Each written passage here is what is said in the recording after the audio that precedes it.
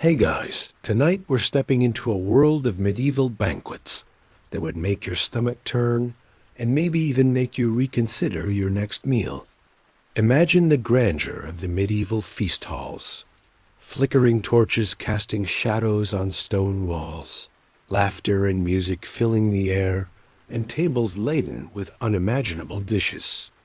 The smell of roasted meats, fragrant spices, and exotic herbs mix with the chatter of nobles in velvets and furs.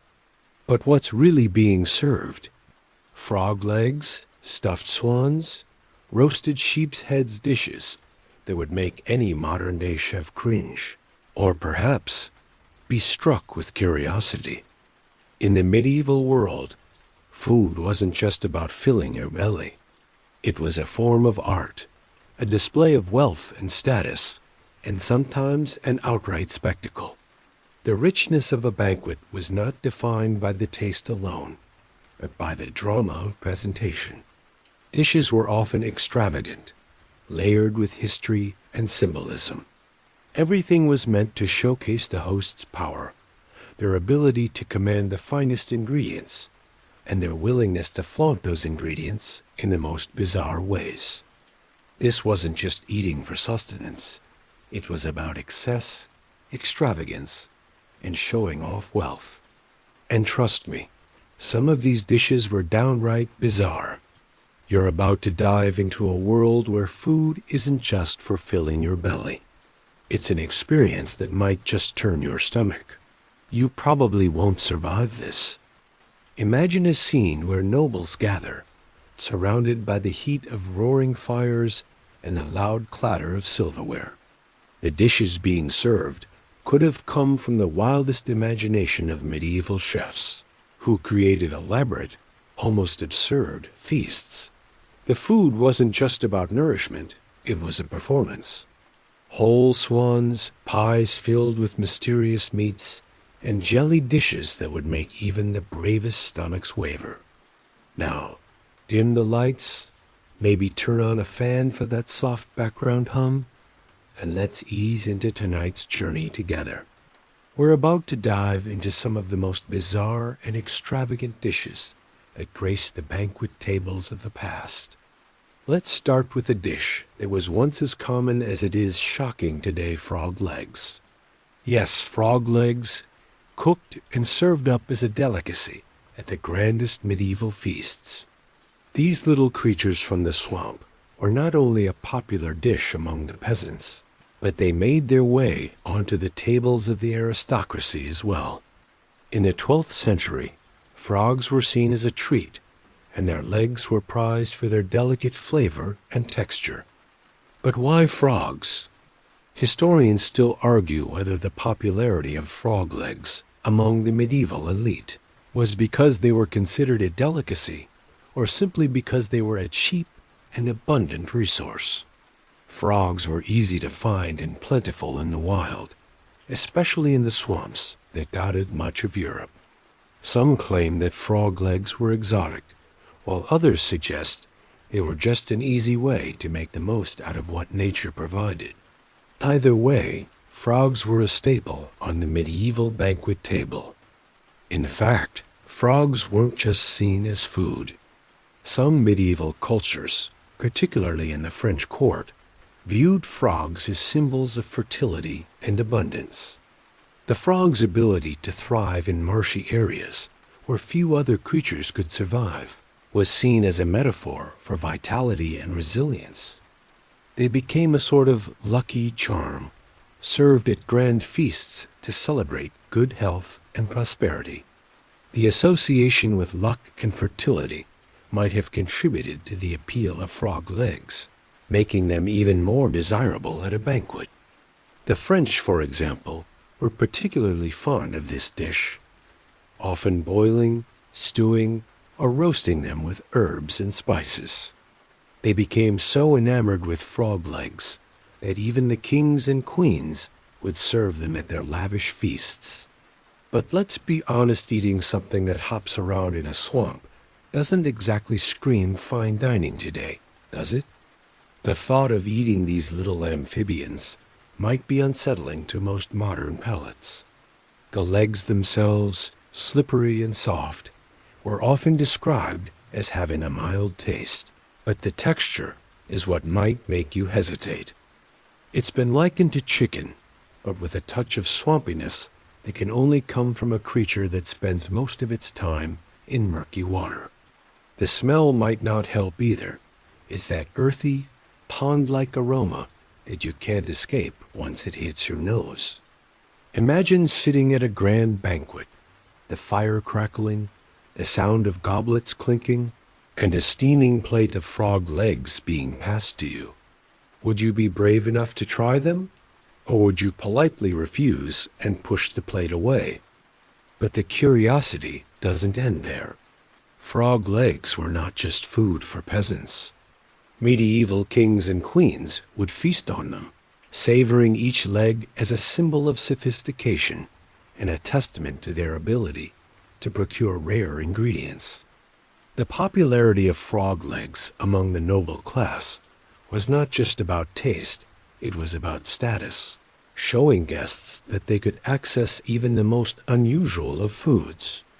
Imagine the power it would take to be able to serve frog swamp dwellers that the average person might avoid as a luxury. For the medieval elite, it wasn't just about eating something. It was about telling a story with each bite. And yet, despite the oddity, frog legs were, and in some parts of the world still are, considered a treat. It's an odd blend of cultural significance and raw courage. If you're in France today, you'll still find this dish being served up in restaurants that cater to tourists eager to try something authentically French. Would you dare? Or would you pass? Interestingly, frog legs still feature prominently in French cuisine, especially in regions where the amphibian is abundant. The French have perfected the dish, often frying them in butter with garlic and parsley, transforming them into a savory, crispy delicacy. But modern diners, while adventurous, might balk at the thought of eating something that once hopped along the muddy banks of a pond. Still, the dish remains a reminder of a time when nobility meant not only enjoying the best of what nature could offer, but also daring to taste what others might consider unpalatable. The idea of eating these swamp creatures might seem utterly foreign to most of us now, but back then, it was a dish fit for the grandest of feasts. It's hard to imagine dining on such an unusual treat, especially considering how out of place it seems today. It's easy to picture a medieval banquet hall filled with laughter and conversation, where the guests would take turns eating these delicacies, each bite a statement of wealth and status. Would you take the plunge and try them? Or would you skip this peculiar piece of history, preferring a safer choice at the table? Next up is a dish that will certainly make you raise an eyebrow: stuffed swans.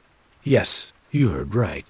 Whole swans, stuffed with fruits, spices, and sometimes even other birds, were considered a royal treat in medieval times.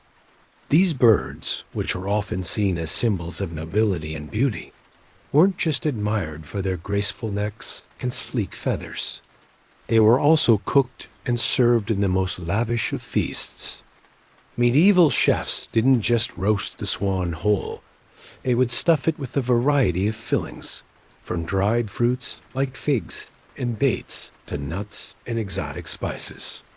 Once prepared, the swan was roasted and then served to guests, its feathers still intact, making for a presentation that would both shock and impress. Imagine sitting at a grand banquet, a golden brown swan placed before you, still wearing its majestic feathers, its eyes staring at you as if it were alive. You'd be expected to eat this strange, showy dish, its feathers perhaps brushed aside before taking the first bite. Historians still argue whether serving a whole stuffed swan was truly a sign of nobility or whether it was just an over-the-top spectacle meant to show off one's wealth. After all, not everyone could afford to have swans bred and prepared for a banquet. Some suggest that these extravagant dishes were more about the display of wealth than the actual taste of the food. And as much as you may imagine this being a sumptuous feast, the thought of eating an entire bird, feathers and all, might be a little too much for many modern sensibilities. If you were sitting at that feast, though, the experience would likely be overwhelming. You might be asked to tear into the meat, savoring the gamey flavor of a bird that was once considered noble. The combination of dried fruit and spices within the swan's cavity would provide a sweet contrast to the rich, savory flesh. But the presentation looking at the bird's glossy eyes, staring up at you, might cause some discomfort. Would you be able to eat this regal creature, or would you pass and hope for something more familiar to appear? While this may sound like a dish straight out of a medieval fantasy, the tradition of eating swan wasn't just for the rich. In fact, the bird was sometimes poached from royal reserves by peasants who had no qualms about taking advantage of an available food source. So, despite the aristocracy's fondness for this luxurious dish, it was also considered a bit of a dangerous indulgence for those who weren't supposed to be eating it. The regal swan was both a symbol and a meal, its majestic appearance making it a center of attention at any banquet. But could you stomach the reality of eating such a bird? Would the sight of its feathers, still perched gracefully on the roasted body, make you feel like you were partaking in a medieval spectacle?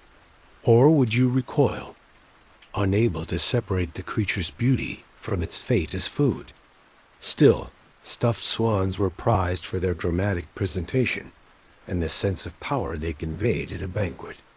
Could you really say no to a dish that screams excess and extravagance? Or would you be too repulsed by the idea of eating a bird that's staring right back at you? At the same time, the cultural implications of eating such a dish were hard to ignore.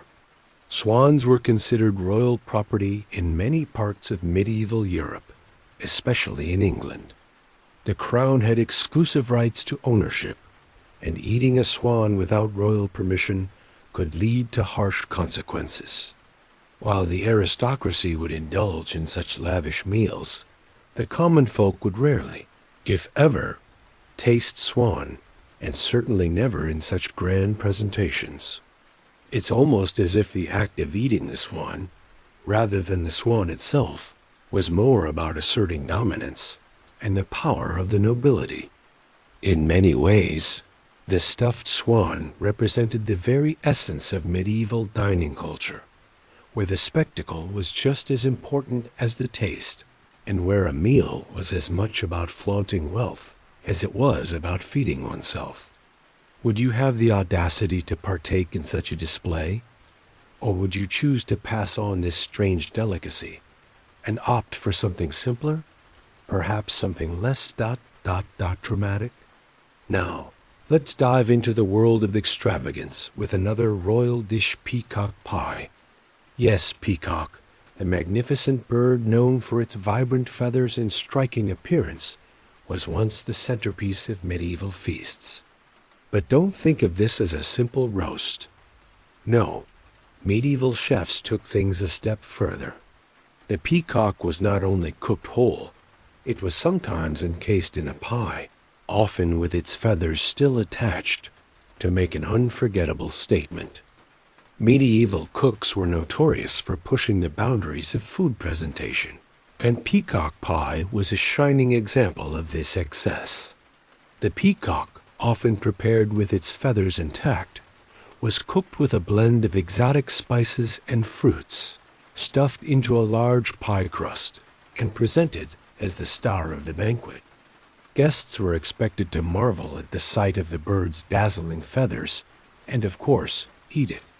The idea of serving such a majestic creature in this way was both awe-inspiring and a little unsettling after all. The peacock's beautiful plumage made it hard to view it purely as food.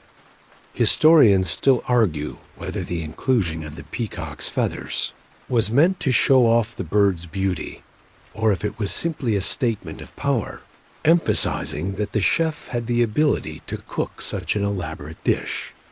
Some argue that the feathers were left on to impress guests, while others claim that they were simply part of the presentation, left on for aesthetic reasons. Whatever the reasoning, the dish was not just about feeding people. It was a display of wealth and an indication of the host's ability to procure rare and exotic ingredients. The peacock pie wasn't for the faint of heart. Imagine a banquet hall with candles flickering, wine flowing, and laughter echoing. Then a massive pie is presented, its golden crust gleaming with richness. As the top is lifted, the bird's colorful feathers rise from the steaming pie, making it seem almost alive. The challenge here is not just the idea of eating a bird that once strutted around with its vibrant tail spread wide, but to overcome the oddity of eating something so closely associated with royalty and grandeur. Would you feel like you were eating a piece of history? Or would the grandeur of the peacock's presence make the dish seem more macabre than majestic? Of course, the peacock's status as a royal bird was not lost on medieval diners. Peacocks were often kept by the nobility, prized not only for their beauty, but also for their ability to act as symbols of the nobility's power. In fact, it was considered a major social faux pas for commoners to eat peacock, as it was seen as an exclusive dish for the elite. Serving peacock pie at a banquet wasn't just about satisfying hunger, it was a show of status. And eating, it was a way of participating in a world of excess. In many cases, peacock pie was prepared with the same care and attention that would go into creating an intricate work of art. The pie itself was often filled with a variety of other ingredients, including nuts, dried fruits, and exotic spices. The peacock would be carefully prepared, and sometimes even seasoned with a mix of fruits like dates and raisins. The bird's flesh, rich and gamey, would be complemented by the sweetness of the fruits and the savory herbs. Yet, despite the seemingly delicious concoction, the thought of eating such a magnificent creature could make you second-guess your appetite. Would the rich, sweet, spicy flavors outweigh the discomfort of eating something so lavish and visually striking? The medieval obsession with display over practicality can be seen in the presentation of peacock pie. The bird's feathers, though undoubtedly beautiful, had little to do with the actual taste of the dish. In fact, they may have simply added a layer of pretense, elevating a dish to the level of spectacle. This spectacle was part of the medieval dining experience, where the visual and social components of the meal mattered just as much as the food itself. The more outrageous, the better. Could you stomach this piece of extravagant history? Or would you find the spectacle too much to bear? Peacock pie wasn't just food, it was an experience, a statement of wealth, and a tribute to the grandeur of the medieval world. But would you be able to sit down, cut into the golden pie, and savor the gamey peacock meat? Or would the idea of eating a bird so closely associated with nobility leave you unable to enjoy the rich flavors hidden inside?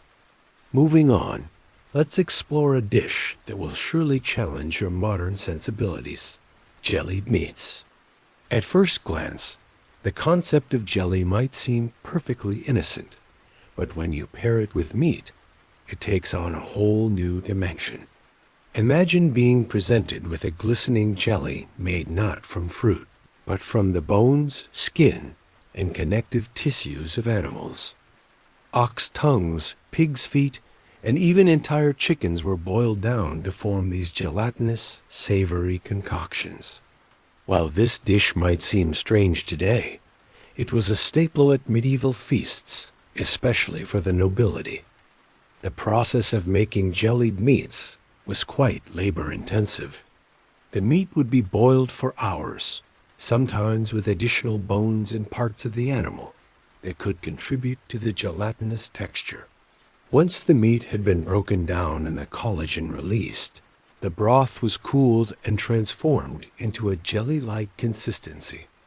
In some cases, the meat was then chopped up and set into the jelly, creating a layered dish of meat and jelly that required a spoon to navigate.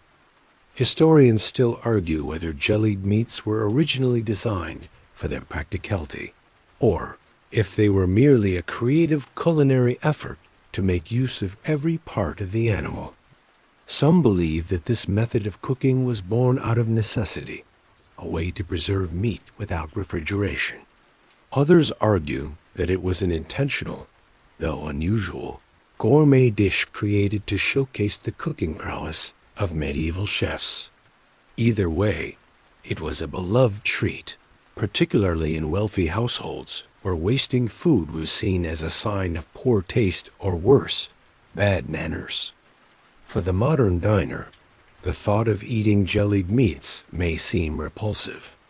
The texture of the jelly, which is often soft, slippery, and slightly chewy, can make it difficult to enjoy the dish. Add to that the fact that the meat, usually offcuts and parts like tongues, feet, and other less desirable cuts, doesn't exactly sound appetizing. Yet for medieval Europeans, this dish was seen as a symbol of culinary mastery. The rich flavors of the meat would meld with the coolness of the jelly, creating an unusual and distinctive taste. But would you be able to get past the texture? Or would the sight of the glistening jelly filled with chunks of meat be enough to make you push your plate aside? The presentation of jellied meats was also part of the spectacle. These dishes were often served in elaborate molds, sometimes shaped to resemble flowers, animals, or even castles. Imagine sitting at a grand banquet, a table covered with silver platters, and being presented with a glistening mold of meat jelly, shaped like a lion. You'd be expected to scoop out a portion and partake in this lavish if somewhat odd dish. But how much could you stomach? Would the novelty of it keep you engaged? Or would the thought of eating a meat jelly that wobbled on your plate be too much to bear? Interestingly, jellied meats weren't just a royal indulgence. They also had practical uses. A jelly would solidify and act as a natural preservative, keeping the meat fresh for longer periods of time. This made jellied meats a handy food item for long journeys or for storing food during colder months. So, while it might seem like an eccentric culinary creation today, it was actually quite functional in medieval kitchens. Yet the texture, the way it wobbles on your plate, is enough to make anyone question how our ancestors could have eaten it without hesitation. Though jellied meats may be less common in today's kitchens, they still exist in certain cultures. For example, in parts of Eastern Europe and the UK, jellied meats are still served in dishes like brawn or head cheese. Would you dare to try them, understanding their historical context and purpose? Or would you find yourself reaching for something more familiar? For those who did embrace jellied meats, the experience was about more than just sustenance. It was about embracing a food that demanded a little courage and a lot of daring. Could you break free from the norms and take a spoonful of jellied meat, or would you shy away from the dish entirely? Now, let's explore one of the most exotic and fatty dishes ever served at medieval feasts, the roast camel's hump. Yes, you read that correctly. Camel's hump, roasted and served as a rich, fatty delicacy, was a true luxury for the medieval elite. While we tend to think of camels as creatures of the desert today, during medieval times, they were considered an exotic source of meat that few had the pleasure or courage to indulge in.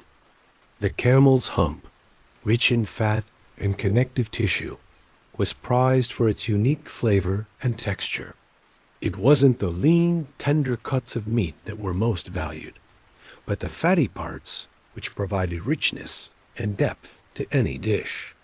Medieval cooks would roast the hump for hours, allowing the fat to render and infuse the meat with a deep savory flavor. The fat itself was considered a valuable ingredient, adding richness to the dish that would make even the most decadent feasts shine. Camel's hump was often seasoned with a blend of spices, including cinnamon, cloves, and nutmeg, and served with sweet fruits, nuts, and sometimes a rich gravy to balance the intense flavors.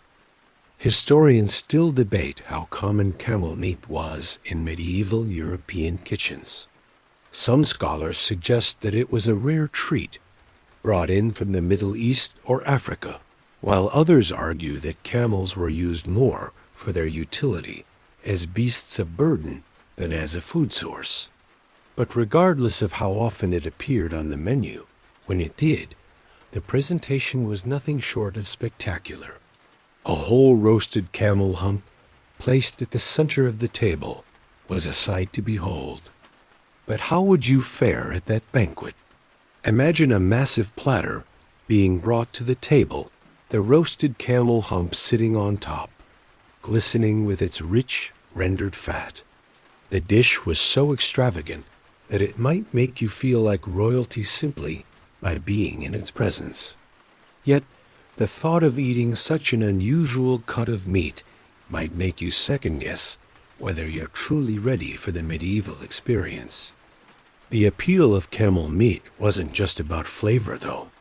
Camels were viewed as symbols of strength and endurance, and their meat was considered to embody those qualities. Eating camel meat was almost like absorbing the strength of the animal itself, making it a fitting choice for warriors and nobles who wanted to display their power through food. Whether it was roasted as a whole or served in smaller portions, camel's hump was a food that made a statement. And yet, despite its luxurious qualities, the thought of eating camel, an animal that was often seen as a symbol of the East and the desert, might feel jarring for many modern diners. How would you feel about eating a meat that's associated with such a specific, unfamiliar culture? Camel's hump is not a food that's commonly found in the Western world today, and the image of a whole roasted hump may seem somewhat alien. But for the medieval elite, this was a dish that signified abundance, power, and the ability to enjoy the rarest and most exotic foods available. In many ways, the exotic nature of camel meat reflects the medieval obsession with excess. The nobility sought out foods that were not only rare, but also visually impressive. When you served a whole roasted camel's hump at your feast, you weren't just serving a meal, you were serving a symbol of your wealth and power. And the guests? They would be expected to admire the dish, if not for its taste, then for its extravagant presentation. But would you be able to separate the spectacle from the meal? Or would the thought of eating a piece of an animal, so foreign to your diet, be too much for you to handle? Today, camel meat can still be found in certain parts of the world, and it remains a delicacy in some Middle Eastern and African cultures. The rich, fatty texture of the hump may not appeal to everyone, but for those who enjoy bold flavors and unique culinary experiences, camel's hump may still be a dish worth trying. But would you be willing to take that leap, knowing that this was once a meal served only to those at the highest rungs of society? Now, let's step into the murky waters of another medieval delicacy, frog soup. As strange as it may sound today, frog soup was not only a common dish, but a popular one, especially in regions near freshwater sources, like swamps and rivers. This earthy, pungent broth was made by boiling frogs, yes, the same creatures that leap through the mud and swim through stagnant ponds. While frog legs were often served as a standalone delicacy, frog soup offered an entirely different experience, one that's much richer and heartier. Imagine yourself at a medieval banquet, seated before a steaming bowl of frog soup. The air is thick with the scent of rich broth, herbs, and spices. You take a hesitant sip, and the taste is unmistakably earthy, full of the flavors of the swamp from which the frogs came. The frogs would be simmered slowly in a pot, releasing their flavor into the broth. The result was a hearty, thick soup, often spiced with garlic, onions, and a variety of herbs that could balance out the natural gaminess of the frogs. In many ways, it was a dish of necessity as much as luxury, as the frogs were abundant and inexpensive, making them an easy source of protein for both peasants and nobility alike. Historians still argue whether frog soup was considered a delicacy or simply a convenient dish for the working class. Some scholars believe that the soup, made with fresh herbs and rich broths, was a form of peasant luxury, a simple yet filling dish that could be elevated with the right ingredients. Others suggest that it was viewed as a lesser meal, a last resort when meat from more desirable animals wasn't available. Regardless of its origins, frog soup made its way to the tables of the wealthy, especially in regions where frogs were plentiful. But let's be real for a second, eating a creature from a swamp might not be what you have in mind when you think of a delicious bowl of soup. The idea of slurping down a broth that contains the essence of swampy water might seem a bit off-putting to modern diners. And honestly, it's not hard to see why. Frogs, after all, are amphibians. They live in water, sometimes stagnant, sometimes murky, and they're more often associated with being a nuisance than a food source. So how could anyone, let alone medieval nobility, find pleasure in a dish that smells like the very place frogs call home? Yet, despite the hesitation that might arise from modern sensibilities, frog soup had its fans in medieval times. The rich, flavorful broth, infused with the subtle taste of the frogs and the hearty vegetables and herbs added to it, was considered a dish worth savoring. And for the peasants, the soup offered a way to make the most of their catch, turning even the most humble of creatures into something to be celebrated at the dinner table. Serving frog soup at a feast was also a way to showcase a host's resourcefulness and ability to provide for guests in ways that were both practical and impressive. It wasn't just about the taste, it was about presenting food that not only nourished the body, but also told a story. A bowl of frog soup wasn't just a meal. It was a statement of how the host had mastered the art of cooking with what was available in the world around them. So imagine sitting at a grand banquet, surrounded by opulence and wealth, and being handed a bowl of frog soup. The other dishes, perhaps peacock pie or roast cantaloupe, are extravagant and dramatic. But here, you are asked to take part in the humble, earthy flavors of the swamp. Could you look past the origins of the soup and focus on its warmth and depth of flavor? Or would the thought of sipping a broth made from creatures that live in murky waters be too much for you? Today, frog soup isn't a common dish on the menus of modern restaurants, but it still finds its place in some parts of the world. In Southeast Asia, for example, frog soup is still a popular dish, made with fresh frogs and rich herbs. The taste, while still earthy, is often considered quite savory and satisfying. In some ways, it's a dish that hasn't entirely lost its appeal, and its legacy lives on in various forms across the globe.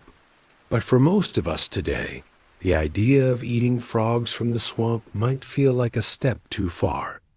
Despite its humble origins, frog soup was a dish that transcended social classes. Whether served at a peasant's table or a king's feast, It represented resourcefulness, creativity, and an ability to make the most out of the natural world. So, would you embrace this rich, earthy soup? Or would the thought of eating swamp-dwelling creatures make you second-guess your medieval culinary adventure? Now, let's turn to a dish that would have been the highlight of many medieval feasts: wild boar, roasted to perfection and served with its offal. The wild boar was a symbol of strength and ferocity, and its meat was considered one of the noblest and most prized cuts in medieval kitchens. It was the kind of dish you'd expect to find at the grandest of banquets, where the aristocracy would indulge in the rich, gamey meat that could only come from a creature of the forest. But the boar wasn't served alone. It was often accompanied by offal, which included the internal organs, feet, and even the brain. These parts, though less glamorous, were just as much a part of the feast. Historians still argue whether wild boar was always a dish for the elite, or whether it was occasionally enjoyed by peasants too. In some regions, wild boar hunting was a sport reserved for the nobility, with special laws governing who could hunt the boar and who could eat it. These laws reinforced the boar's status as a regal food, one that symbolized both power and prestige. The boar's meat was rich, hearty, and strong in flavor, and it could be prepared in various ways: roasted whole, boiled, or even turned into stews. But for all its grandeur, wild boar wasn't just about the meat, it was also about the offal. The organs, sometimes prepared in elaborate ways, were a common feature at feasts, particularly in the medieval period, when nothing went to waste. The liver, kidneys, and heart were all part of the presentation, often seasoned and cooked with spices that complemented the robust flavor of the boar's meat. The offal was served alongside the meat, creating a dish that was as much about showcasing the animal as it was about providing a hearty and filling meal for the guests. If you were at a medieval banquet, imagine being presented with a massive roasted wild boar, its crackling skin golden brown, sitting on the table surrounded by bowls of its offal, glistening with rich gravy.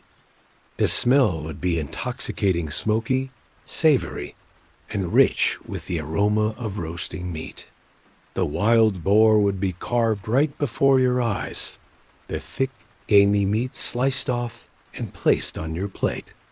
The offal, rich in flavor, would also be served, each bite a challenge to the modern palate. The idea of eating offal, especially in such a public and extravagant setting, might feel foreign to modern diners.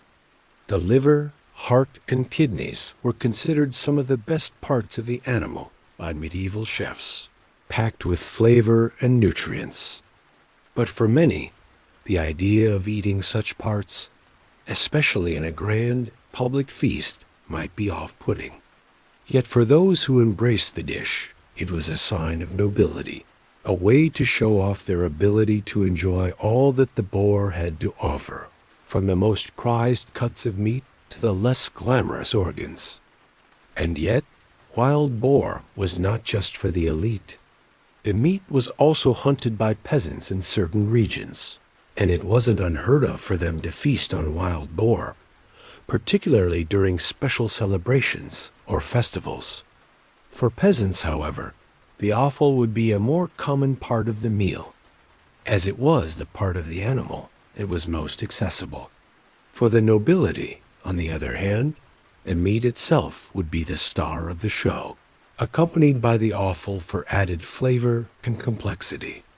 The idea of wild boar, served with offal, may seem strange to us today, but it was a dish that perfectly embodied the medieval obsession with excess and resourcefulness. Every part of the animal was put to good use, and there was no room for waste. The offal, often considered the least desirable parts of the animal, was transformed into a delicacy, enjoyed by the wealthy and the less fortunate alike. Would you embrace this hearty, rustic meal? Or would the thought of eating offal alongside the rich boar meat make you reconsider your place at the table? While wild boar is no longer a common dish in modern kitchens, it still finds its way onto the tables of those who appreciate game meats and traditional recipes. The rich, strong flavor of the meat and the complexity of the offal may be an acquired taste, but for those who dare to try it, the dish offers a unique and historic culinary experience. So, would you be willing to join the feast and partake in this wild, hearty dish, or would you shy away from the bold flavors and textures it has to offer? Let's now turn to a dish that truly epitomizes medieval resourcefulness, the pottage of pigs, a hearty, thick stew made from pig intestines and other offals. If you've ever been to a medieval feast, you'd know that very little of the animal was wasted. Every part of the pig was used, and nothing was too unappealing to be turned into a meal. This pottage, a combination of offal, root vegetables, and herbs, was both a comfort food and a testament to the resourcefulness of medieval cooks. The pottage of pigs wasn't a delicate dish by any means. It was robust, filling, and often served as the centerpiece of a modest meal. The intestines and organs, though often considered undesirable in modern times, were full of flavor and nutrients. The intestines, for example, would be cleaned and boiled until tender, absorbing the savory broth in which they simmered. The dish would then be enriched with hearty vegetables like onions, carrots, and turnips, creating a rustic, girthy flavor profile that was both rich and satisfying. Historians still argue whether dishes like the pottage of pigs were more common in the homes of peasants or in the halls of the nobility. Some believe that this dish was primarily a food for the working class, created out of necessity to feed a large family or workforce. Others argue that it was a dish that appeared at feasts when the wealthy wanted to showcase their ability to use every part of the animal, leaving no waste behind. Either way, the pottage of pigs was an essential part of medieval dining, often served alongside bread or a grain-based dish to make a meal that was both filling and cheap to produce. But imagine sitting at a medieval table, surrounded by the aromas of roasting meats and fresh bread, and then being presented with a bowl of pottage made from the innards of a pig. The smell might hit you first, the earthy, meaty aroma that comes from simmering intestines and organs. The texture of the pottage itself would likely be thick and unrefined, the vegetables soft and mushy, and the meat chunks of offal that had been cooked until tender. Would you be able to dive in, trusting in the flavors that the medieval cooks had crafted? Or would the thought of eating intestines and other animal parts be too much for you?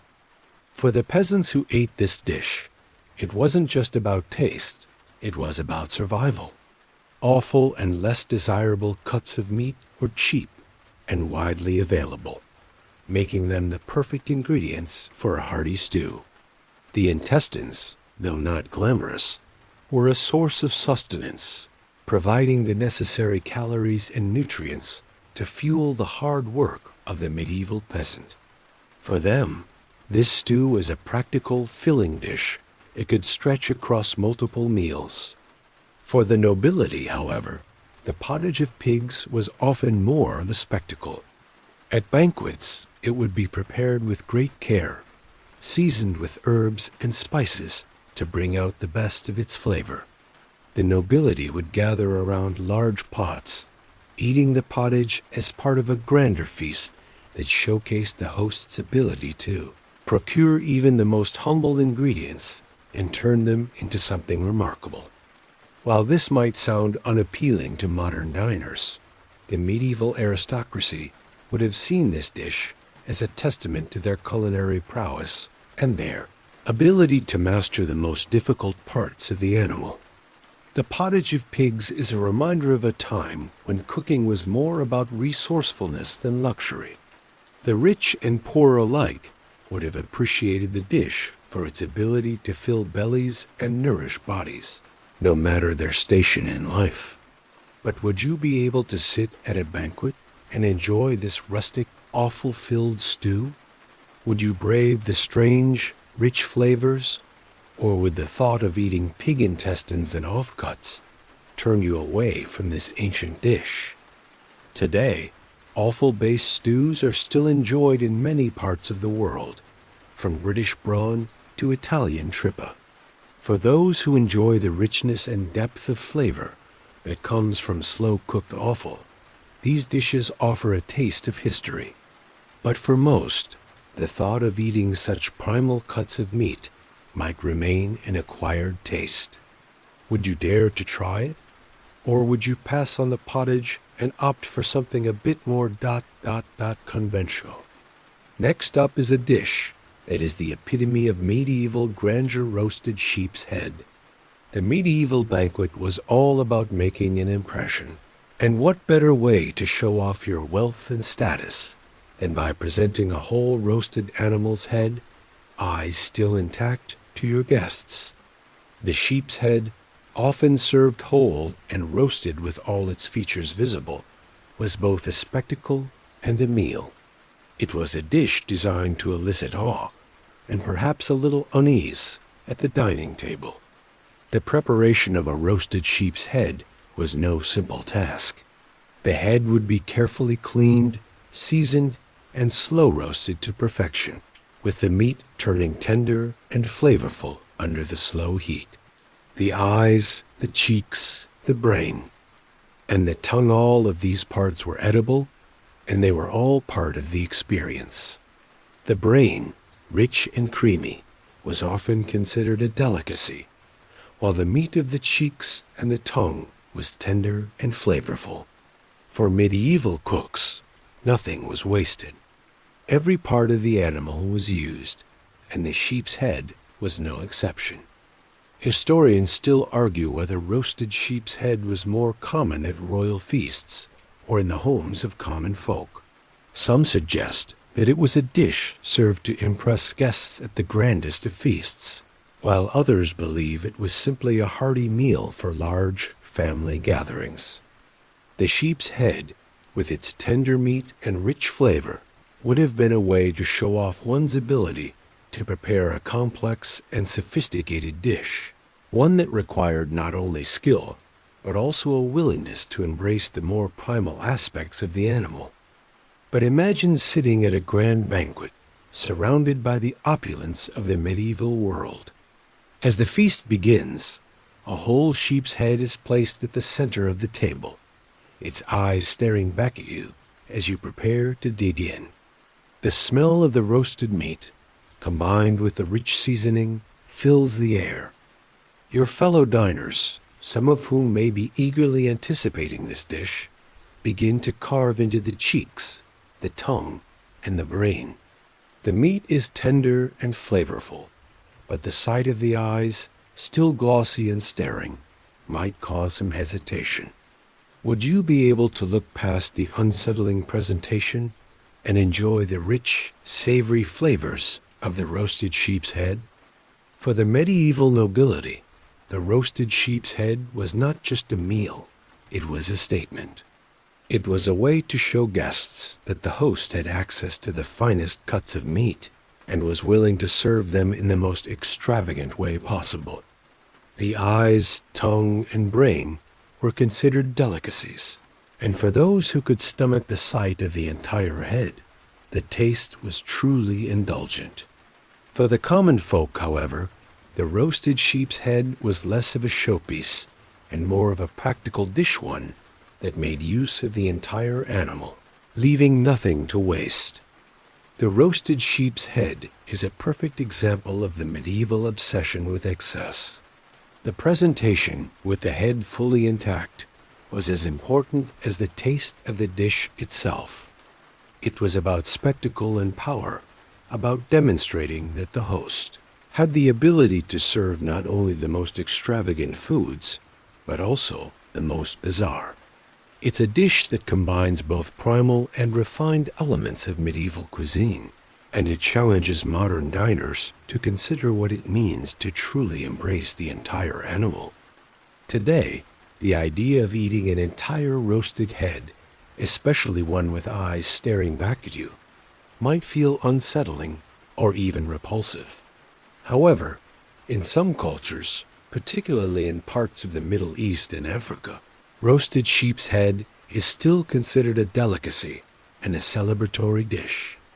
The rich flavors of the brain, cheeks, and tongue are still prized by those who have an adventurous palate.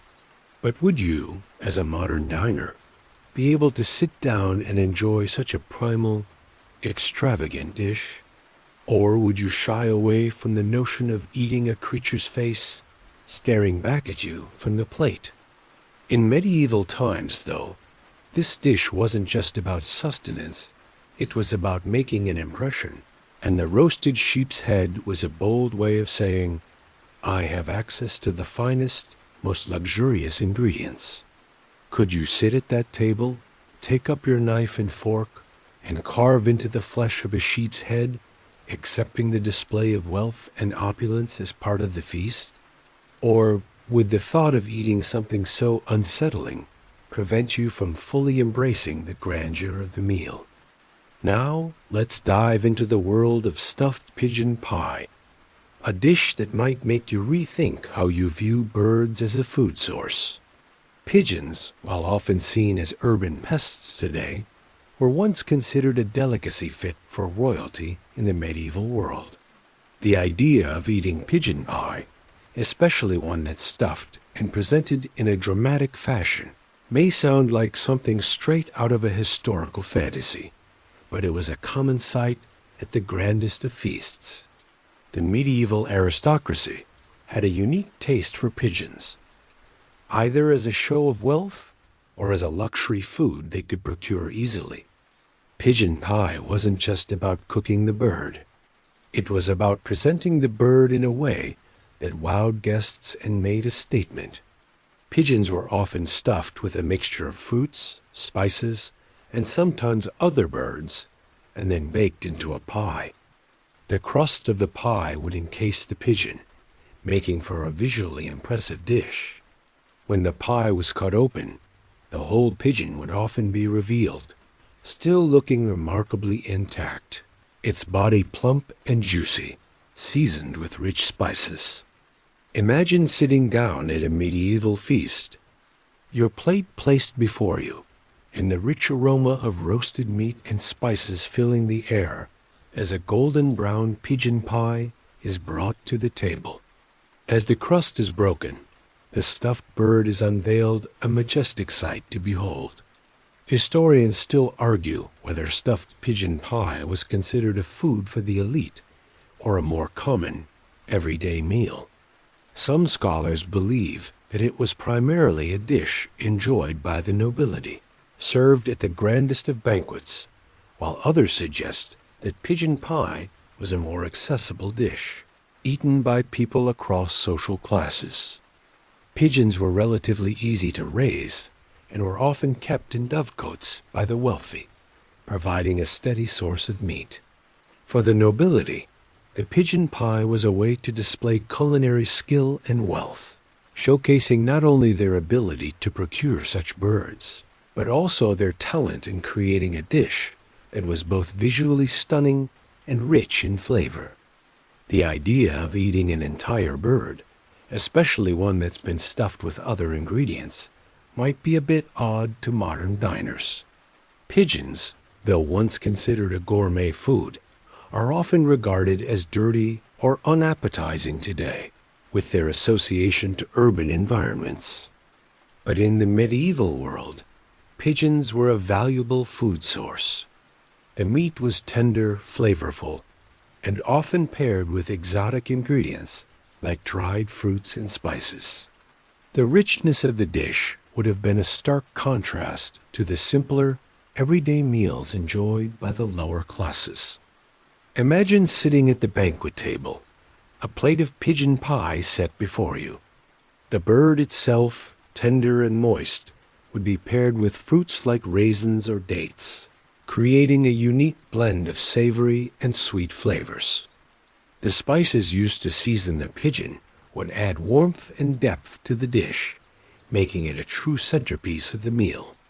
But could you look past the oddity of eating a bird that was once a symbol of royalty? Would you savor the richness of the pigeon meat and the surprising sweetness of the fruit stuffing? Or would the idea of eating a whole bird inside a pie seem too much to handle? Interestingly, pigeons were not only valued for their meat, but also for their symbolism. The pigeon, with its soft feathers and graceful flight, was often seen as a symbol of peace, love, and prosperity. Its inclusion in medieval dishes, especially in elaborate pies, added an extra layer of meaning to the meal. The presentation of the stuffed pigeon pie, with the bird's body still intact, reinforced the idea that this was not just food, it was a statement of affluence and power. The wealthiest hosts would often use the stuffed pigeon pie to demonstrate their ability to procure rare ingredients and prepare dishes that were both decadent and dramatic. While stuffed pigeon pie may not be a common dish in today's world, it remains a fascinating part of culinary history. The idea of eating pigeon, especially in such a showy presentation, might be unsettling to some, but for medieval nobles, it was a delicacy that spoke to their refined tastes and power. The combination of tender meat, fragrant spices, and exotic fruits made pigeon pie a dish that was both rich in flavor and symbolism. Would you be able to embrace this historical dish? Or would the idea of eating an entire bird baked inside a pie seem too bizarre? Next on our culinary journey is one of the most pervasive methods of food preservation in the medieval world: pickled fish. While pickling is still a popular preservation technique today, the pungent, sour flavors of pickled fish are a reminder of a time when refrigeration was non-existent, and preserving food for long periods was a matter of survival. In the medieval period, fish was not just a common food source. It was an essential part of the diet, particularly for those living in coastal regions or near rivers. However, fresh fish was often a luxury, and in order to enjoy it year-round, the medieval cooks turned to pickling. Pickled fish, like herring or mackerel, was prepared by immersing the fish in vinegar, salt, and sometimes sugar. The acidity of the vinegar would preserve the fish, preventing it from spoiling, while the salt acted as a preservative to extend its shelf life. The fish would then be stored in jars or barrels, where it could be kept for months or even years. The flavor of pickled fish, however, was not something that appealed to everyone. The combination of the sour vinegar and the natural saltiness of the fish created a pungent aroma that could easily overpower the senses, and the taste could be equally challenging. Historians still debate whether pickled fish was seen as a humble dish or a delicacy in medieval times. In some places, it was considered a staple food for the working class, providing an inexpensive source of protein. But for the wealthier medieval elite, pickled fish was often served as a treat during the Lenten season, when fresh meat was prohibited, and it became an important part of the feast. The fact that pickled fish could be kept for so long made it an indispensable ingredient during times when fresh fish wasn't readily available. Despite its practicality, pickled fish was not always met with enthusiasm by diners.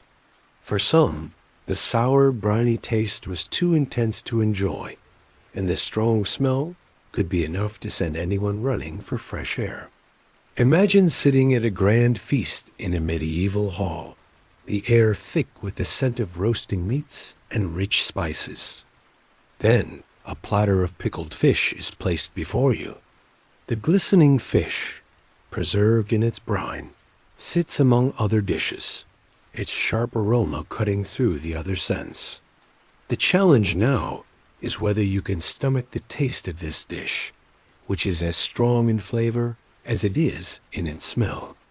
For those who were willing to try it, pickled fish was a dish that required a certain amount of daring.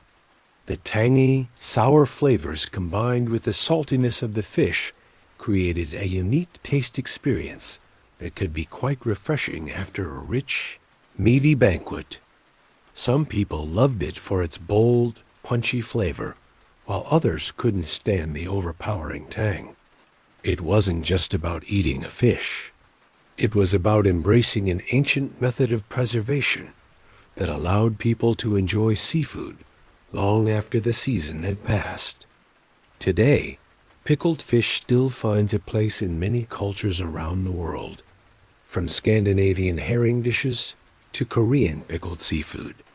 But for most modern diners, the intense flavor and pungent smell of pickled fish might be off-putting. Yet for medieval Europeans, this was a dish that offered both practicality and taste. It was a food of the past that connected them to the seasons, to their resources, and to the necessity of preservation. Would you dare to try it? Could you handle the sharp, salty bite of a medieval delicacy that still stands the test of time?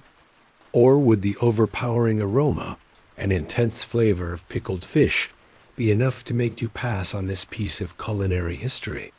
The choice is yours, but either way, it's a taste of the past that's sure to leave a lasting impression.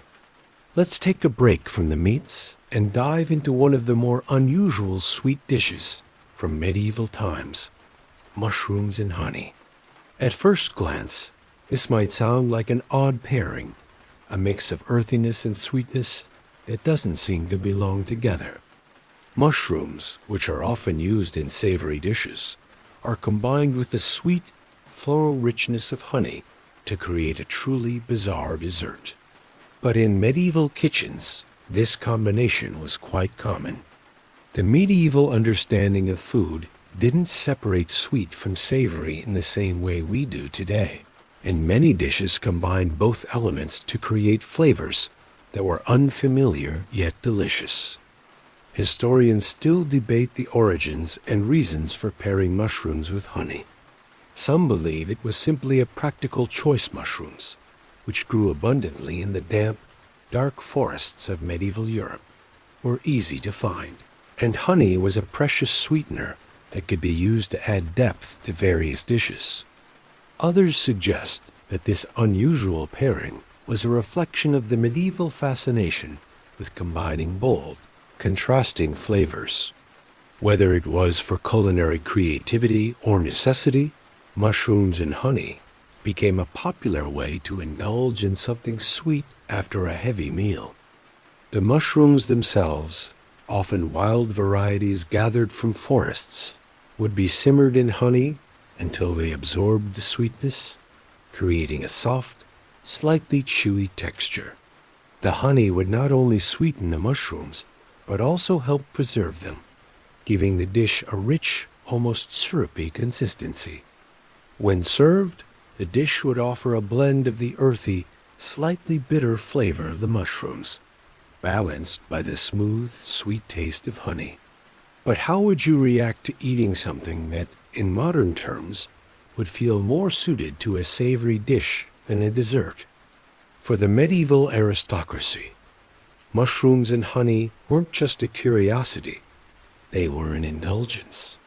The richness of honey, combined with the earthiness of the mushrooms, created a dessert that was both satisfying and unique. The dish wasn't just about taste. It was about showcasing the variety and creativity of the medieval kitchen. This odd combination was not for everyone, but for those willing to embrace it, it offered a truly different kind of sweet experience. But let's be honest, when you think about dessert, mushrooms are probably the last thing that come to mind. The very idea of eating mushrooms as a sweet dish, rather than in a savory stew or on a pizza, can be hard to grasp. Yet, in the context of medieval dining, This was just another way of stretching the boundaries of what food could be. The unusual combination of mushrooms and honey was a way to turn something that was common and humble into something special. For those dining at the grand banquets of the time, eating mushrooms and honey was likely an unexpected treat, a dessert that was both surprising and delightful. Today, mushrooms and honey might seem like an impossible dish to recreate, but there are modern interpretations of the combination that could surprise your palate. Some chefs still experiment with pairing sweet ingredients with mushrooms, creating unusual and innovative dishes that explore this ancient flavor pairing. While you may not find mushrooms and honey on most dessert menus today, it remains a testament to the medieval willingness to experiment with flavor combinations that were unconventional at the time. So, would you be willing to try this medieval dessert? Could you embrace the earthy taste of mushrooms mixed with the sweetness of honey? Or would the very idea of it make you rethink your approach to dessert? Whether you savor it or shun it, mushrooms and honey offer a taste of the past that is both curious and memorable. Let's now venture into the unpredictable world of medieval mystery meats. At a time when refrigeration was non-existent and food preservation methods were limited, the medieval kitchen was a place of uncertainty and resourcefulness. One of the most intriguing, yet perhaps unsettling aspects of medieval feasts was the reliance on mystery meats. These were meats that weren't always labeled, and guests often had no idea what they were eating until they took the first bite. Pigs, cows, birds, and more exotic creatures were slaughtered, cooked, and served, but the identity of the meat was sometimes kept secret. Why? To add an element of surprise, to create a feast that was both exciting and unpredictable. The mystery of these meats could range from simple pork or beef to more exotic fare like venison, rabbit, or even the meat of more unusual animals such as bear or wild boar. But there was also a dark side to mystery meats at times. They could have come from creatures that were less commonly eaten, including those that were scavenged or obtained in unusual ways. Medieval cooks might not always have been forthcoming about the origin of the meats, either out of necessity or simply to add an element of surprise for the guests. There are accounts of diners being presented with dishes that contained what they later realized were animal parts they would never have considered eating: offals, intestines, or even unknown birds and beasts. Historians still debate whether these mystery meats were truly an intentional aspect of the dining experience, or simply a necessity of medieval life. In a time before strict food regulations and safety standards, it was sometimes impossible to know what exactly was being served. Were medieval chefs simply trying to create a little drama, a little surprise? Or were they simply working with what they had? The answer might vary depending on who you ask.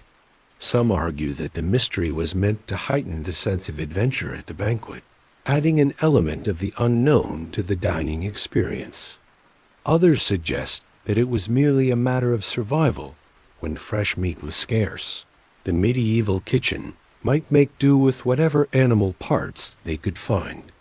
But imagine sitting at a grand medieval banquet, surrounded by opulence and luxury, when you are presented with a dish of what appears to be a savory stew. You dive in, eager to taste the tender meat, only to realize, perhaps a bit too late, that what you are eating is not what you expected. The meat is tough, the flavor off, and something about the texture doesn't sit right. Was it lamb? Or perhaps something a little more exotic or unsettling.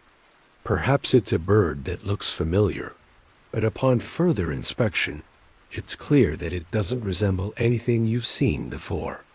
The mystery meat might not even be the part of the animal you were hoping for.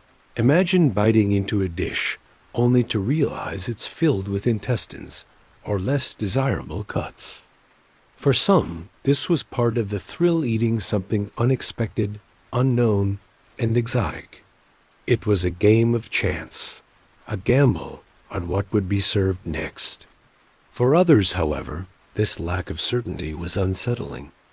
The idea that you might be eating something completely unfamiliar or even unpalatable could make even the most adventurous diner hesitate. Would you feel brave enough to continue eating, trusting that the cook knew what they were doing? Or would you push your plate aside in search of something safer and more recognizable? Interestingly, the practice of serving mystery meats wasn't limited to medieval feasts. It also had its place in certain parts of the world long after the medieval period. In many cultures, there are still dishes that serve up mystery meat, whether it's in the form of offal-based stews or exotic meats that are enjoyed without knowing exactly where they come from. For modern diners, however, the idea of consuming mystery meat can be a challenge, especially when the thought of eating something truly strange, or perhaps even unknown, seems a bit too daring. The legacy of mystery meats, however, remains with us. Today, there are still culinary traditions that embrace the use of unusual or uncommon meats. In fact, some chefs delight in cooking with offals and less mainstream cuts, offering diners a taste of the unknown in a controlled, professional setting.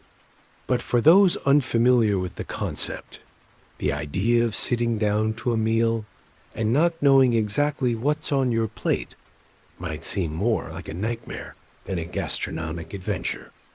Would you be willing to take the plunge and try one of these mystery meats, accepting the surprise as part of the experience? Or would the fear of consuming something unexpected keep you from fully embracing the medieval banquet?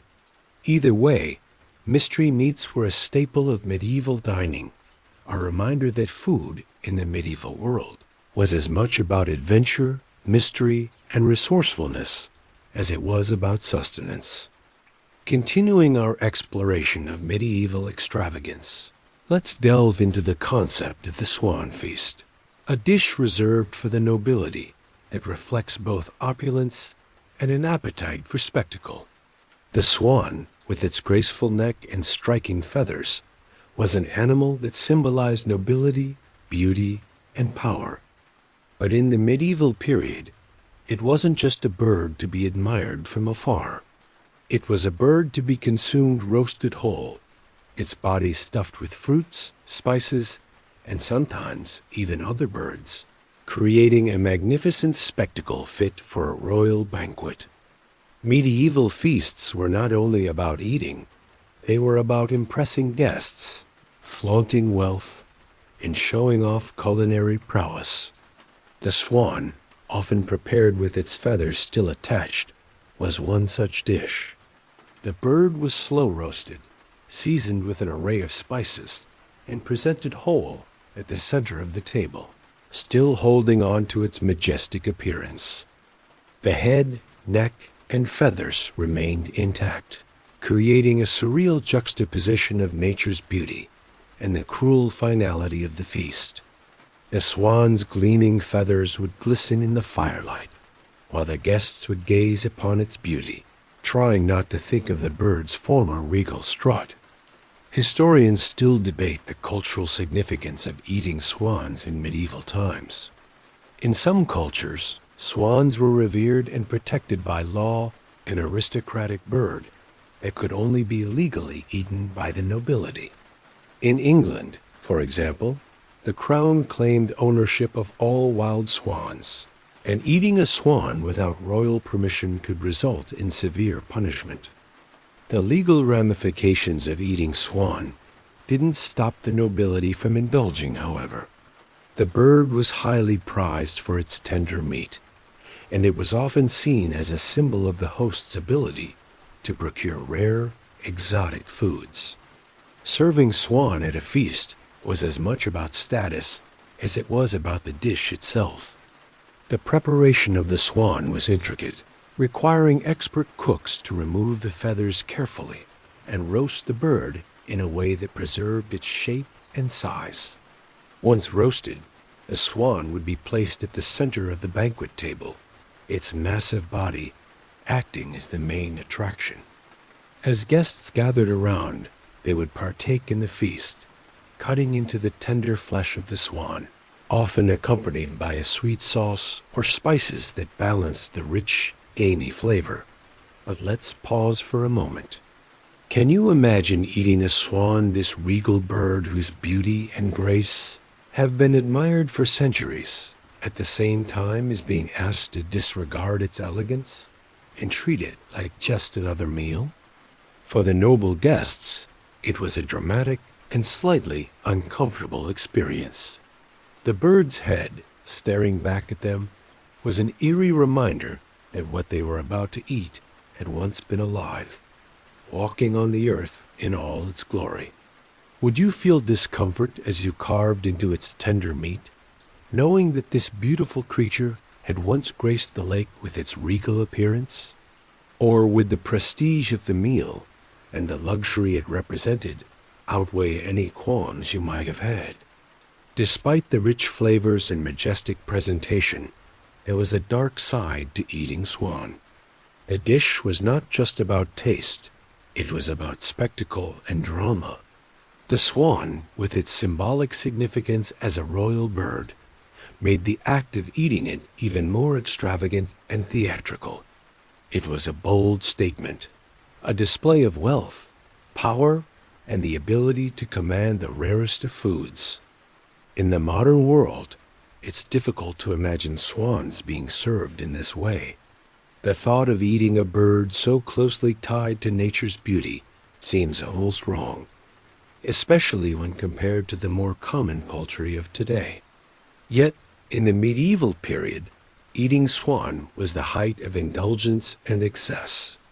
It was a symbol of the era's obsession with extravagance, where the presentation of the food was just as important as the food itself.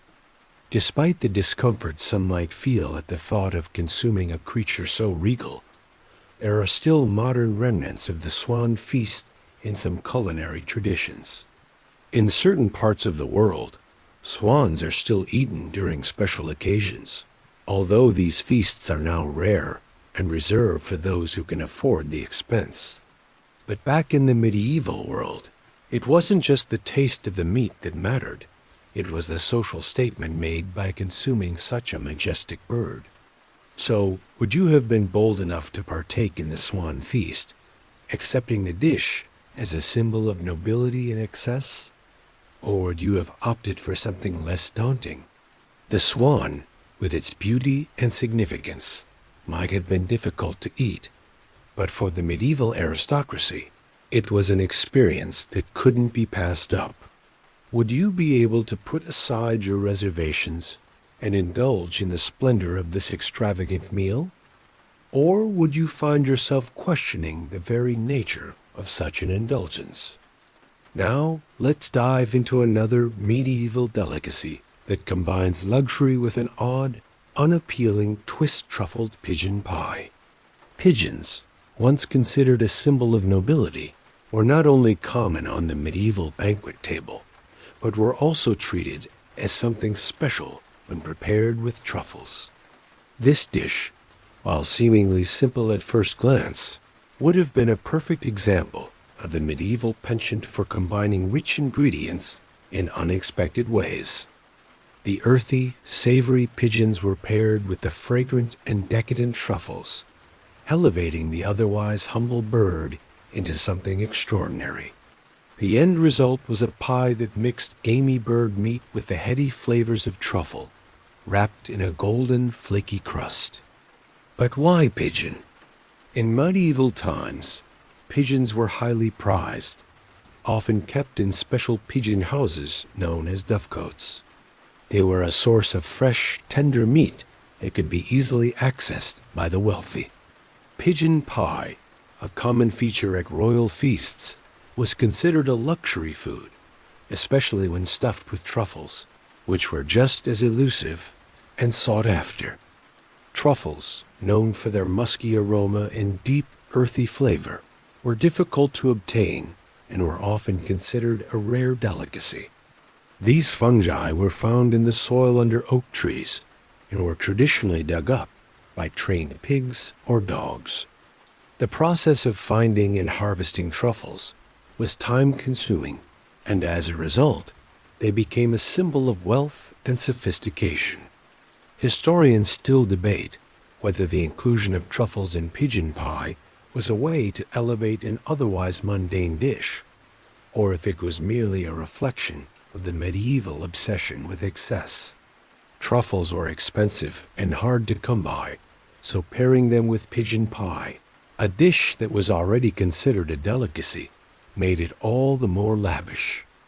The rich, earthy flavors of the pigeon, combined with the intense, heady aroma of the truffles, created a taste experience that was both unusual and unforgettable.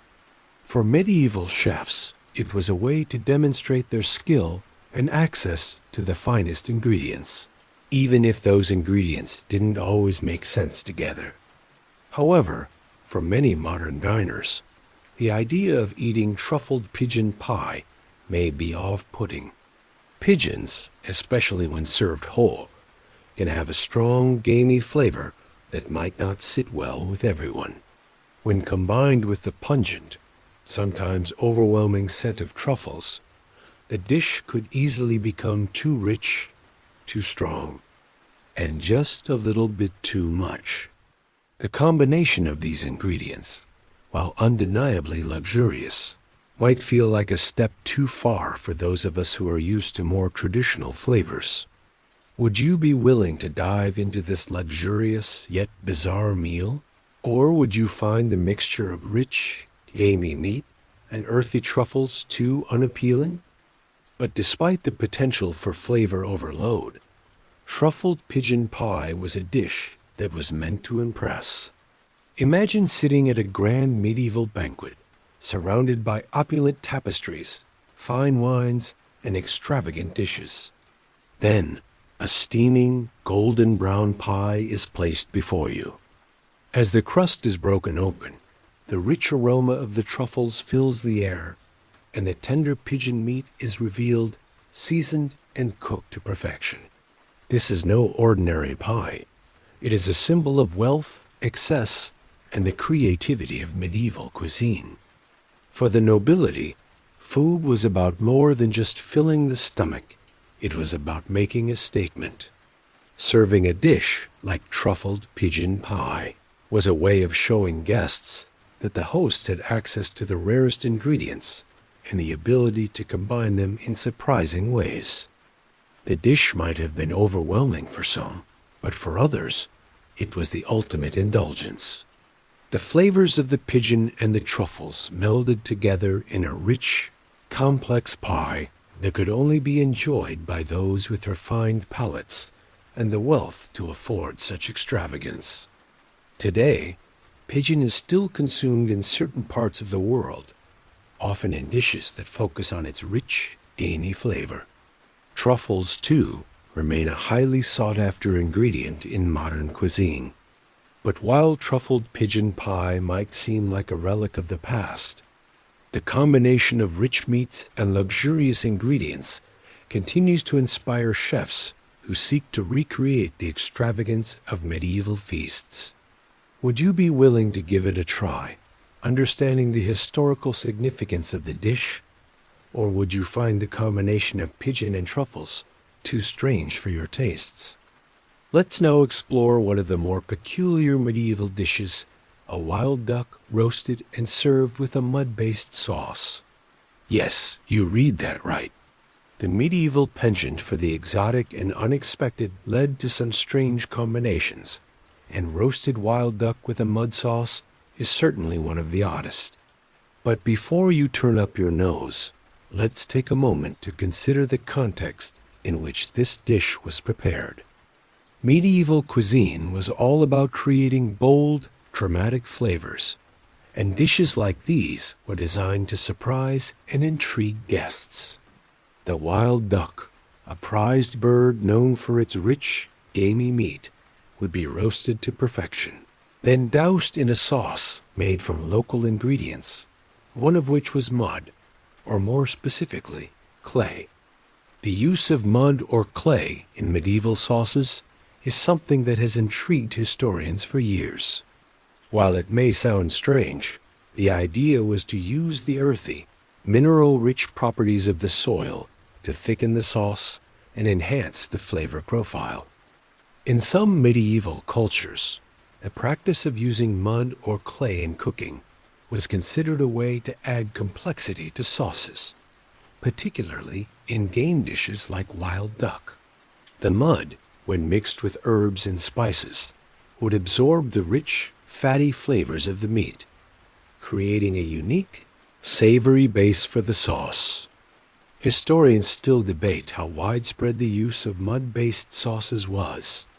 Some believe it was more of a regional delicacy, used in specific parts of Europe where access to fine herbs and spices was limited, while others argue that it was an ancient cooking technique passed down through generations. Whatever the case, the concept of a wild duck roasted with such an unusual sauce likely raised more than a few eyebrows at medieval feasts. The idea of eating a bird cooked with mud, whether you were part of the nobility or the common folk, would have been both exciting and unnerving. The roasted wild duck, coated in its earthy, muddy sauce, would be presented at a grand feast, surrounded by platters of more familiar foods. The rich, smoky aroma of the duck, complemented by the rustic scent of the clay sauce, would fill the air. But as you took a bite, you might be taken aback by the earthy taste that lingered in the background, the slight minerality of the mud mixing with the gamey flavor of the duck. Would you be able to look past the oddity of the sauce and savor the flavors? Or would the thought of eating food cooked with dirt be too much to bear?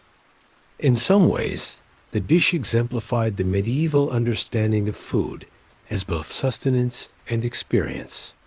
It wasn't just about satisfying hunger, it was about creating a memorable, sometimes bizarre, culinary adventure. By serving roasted wild duck with mud sauce, the host was showing guests not only their ability to procure rare ingredients, but also their willingness to embrace bold and unusual cooking methods.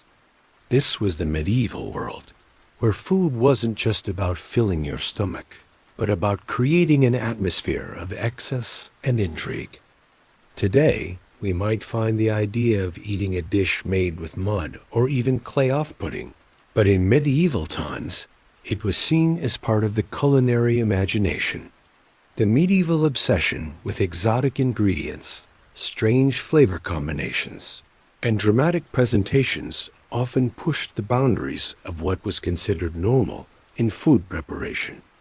The idea of using mud as a cooking tool might seem bizarre, but in its time, it was simply another example of how medieval cooks strived to turn every meal into an experience. Would you be able to get past the mud and savor the richness of the wild duck? Or would the thought of eating dirt with your meal be a bridge too far? While the practice of using mud in cooking has largely faded away, remnants of this unique approach to flavor can still be seen in modern culinary techniques that experiment with earthy, mineral flavors.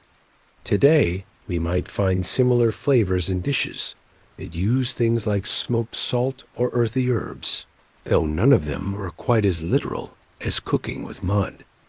Would you be willing to take a bite of history and embrace this unique medieval dish? Or would the very concept of eating a roasted bird with a mud-based sauce seem too strange to consider? As we continue our journey through the bizarre banquet tables of medieval feasts, let's explore one of the oddest combinations ever served: fruit and meat. Today, pairing fruit with meat is not an uncommon practice, but in the medieval period, these combinations often went beyond the familiar sweet and savory balance we know today. In fact, The medieval kitchen was a playground for combining the unexpected wild boar with apples, roast lamb with prunes, and the list goes on. These combinations, while strange to modern tastes, were prized for their ability to create bold, complex flavors that played with the senses in surprising ways. The concept of pairing fruit with meat in medieval cuisine was rooted in the idea of balancing the richness of the meat with the freshness and tang of fruit. The contrast of flavors was meant to enhance the dining experience, creating an unusual and often unforgettable taste profile. Some historians believe that these combinations were also a way to showcase a cook's skill, as they were considered complex, requiring an understanding of how different textures and flavors would come together in one dish. For instance, when a roast boar was served with apples and raisins, the sweetness of the fruit contrasted sharply with the savory, gamey flavor of the meat. The result? A dish that delighted and surprised the palate. But let's be real for a second. When you think of a hearty roast, fruit likely isn't the first thing that comes to mind. The idea of pairing roast beef with peaches or lamb with apricots might sound odd and somewhat unnatural today. The very thought of biting into tender lamb and then tasting a burst of sweetness from the fruit could leave your taste buds in a state of confusion. Yet, this was the reality of medieval cooking, strange combinations that, at least to the medieval diner, made perfect sense. These dishes were about contrast, about creating a sensory experience that combined the savory, the sweet, and sometimes the tart, all in one bite. One particularly odd combination from the medieval period was that of stewed pork with dried plums. The sweet, slightly tangy flavor of the plums was meant to offset the richness of the pork, balancing out the fat and giving the dish an unexpected depth. The pairing of pork with fruit might have been a practical way to preserve the fruit, but it was also a way to enhance the flavor of a dish that was otherwise heavy. For the medieval aristocracy, dishes like this were considered a luxury, a display of creativity and refinement. The unusual combinations weren't just about taste. They were about showing off one's ability to procure rare and exotic ingredients. And yet, some modern diners might find this combination of fruit and meat a little too hard to swallow. The thought of biting into a piece of lamb, for example, only to be followed by the sweet, juicy burst of a grape or pear, might seem like a strange marriage of flavors. Would you be able to embrace this unusual blend of sweet and savory? Or would the idea of eating fruit and meat together be a bridge too far? The texture contrast alone, with tender meats giving way to juicy, soft fruits, could be too much for some to handle. Interestingly, this sweet-savory combination wasn't just about creating an unusual flavor, it also had symbolic meaning. Fruit, particularly during harvest season, was seen as a symbol of abundance and fertility, while meat represented sustenance and strength. By combining the two, medieval chefs were making a statement about the harmony of nature and the balance between indulgence and practicality. These pairings weren't just about filling the stomach. They were about creating a feast for the senses that transcended simple nutrition. In modern kitchens, we still see fruit paired with meats, especially in dishes like pork tenderloin with apples or duck with orange sauce. The idea of combining sweetness with savory flavors has stood the test of time, though we tend to approach it in a more controlled way today. Would you be willing to embrace this medieval tradition and try a dish that pairs meat with unexpected fruit? Or would the juxtaposition of sweetness and savory flavor simply be too odd for your taste? Let's now turn our attention to a particularly curious dish from the medieval culinary world, basil and egg stew. At first glance, this might seem like a simple, savory dish, but in the context of medieval dining, it was an odd combination of flavors that pushes the boundaries of what we consider a traditional meal. Eggs, an essential and versatile food in medieval kitchens, were often prepared in ways that would surprise modern palates. While eggs are commonly associated with breakfast today, they were a vital part of medieval feasts used in both savory and sweet dishes alike. In this case, eggs were combined with basil, an herb often reserved for savory dishes, but not usually for stews. The result? A rich, aromatic dish that served as a hearty, protein-packed option for those at the feast. Basil, which was revered for its fragrant aroma and flavorful profile, was often used in medieval cooking as a seasoning for meats, stews, and even sauces. In this particular dish, it was paired with eggs, allowing the herb to infuse the dish with a slight peppery kick that contrasted beautifully with the creamy texture of the eggs. The combination of the two ingredients created a warm, comforting meal, with the eggs providing richness and the basil adding a freshness that was unexpected in a stew. Historians still debate the use of herbs like basil in medieval cooking. Some argue that herbs were used primarily for medicinal purposes. Basil, for example, was believed to have digestive properties and was often used as a remedy for various ailments. Others suggest that herbs like basil were used as a way to mask the stronger, sometimes less pleasant flavors of preserved or aging meats. Regardless of its purpose, basil was considered a prized ingredient in the medieval kitchen, and its use in stews and dishes like this one was a testament to the culinary creativity of the time. But here's the question. How would you feel about eating eggs in a stew, flavored with basil, at a medieval feast? The idea of eggs cooked in a stew might seem unusual to modern diners, who are used to eating eggs in more familiar ways, scrambled, fried, or in an omelet.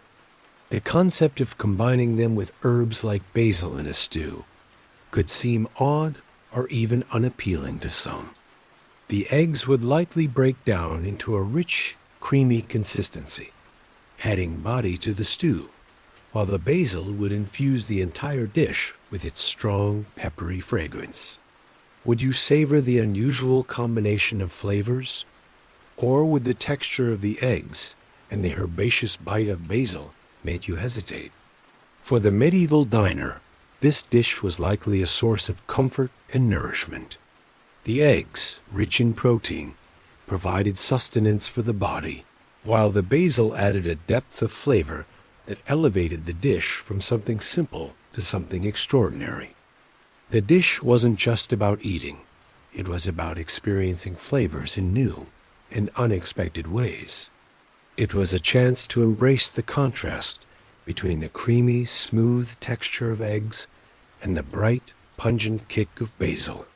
It was a celebration of creativity, a dish that was at once hearty and aromatic, challenging the boundaries of what a stew could be. Modern chefs sometimes revisit this combination, particularly in Mediterranean-inspired dishes, where eggs and herbs like basil are often paired together. But for most people, the combination of eggs in a stew might seem unfamiliar, even strange. Could you get past the oddity of it and appreciate it for the creative and bold dish it was?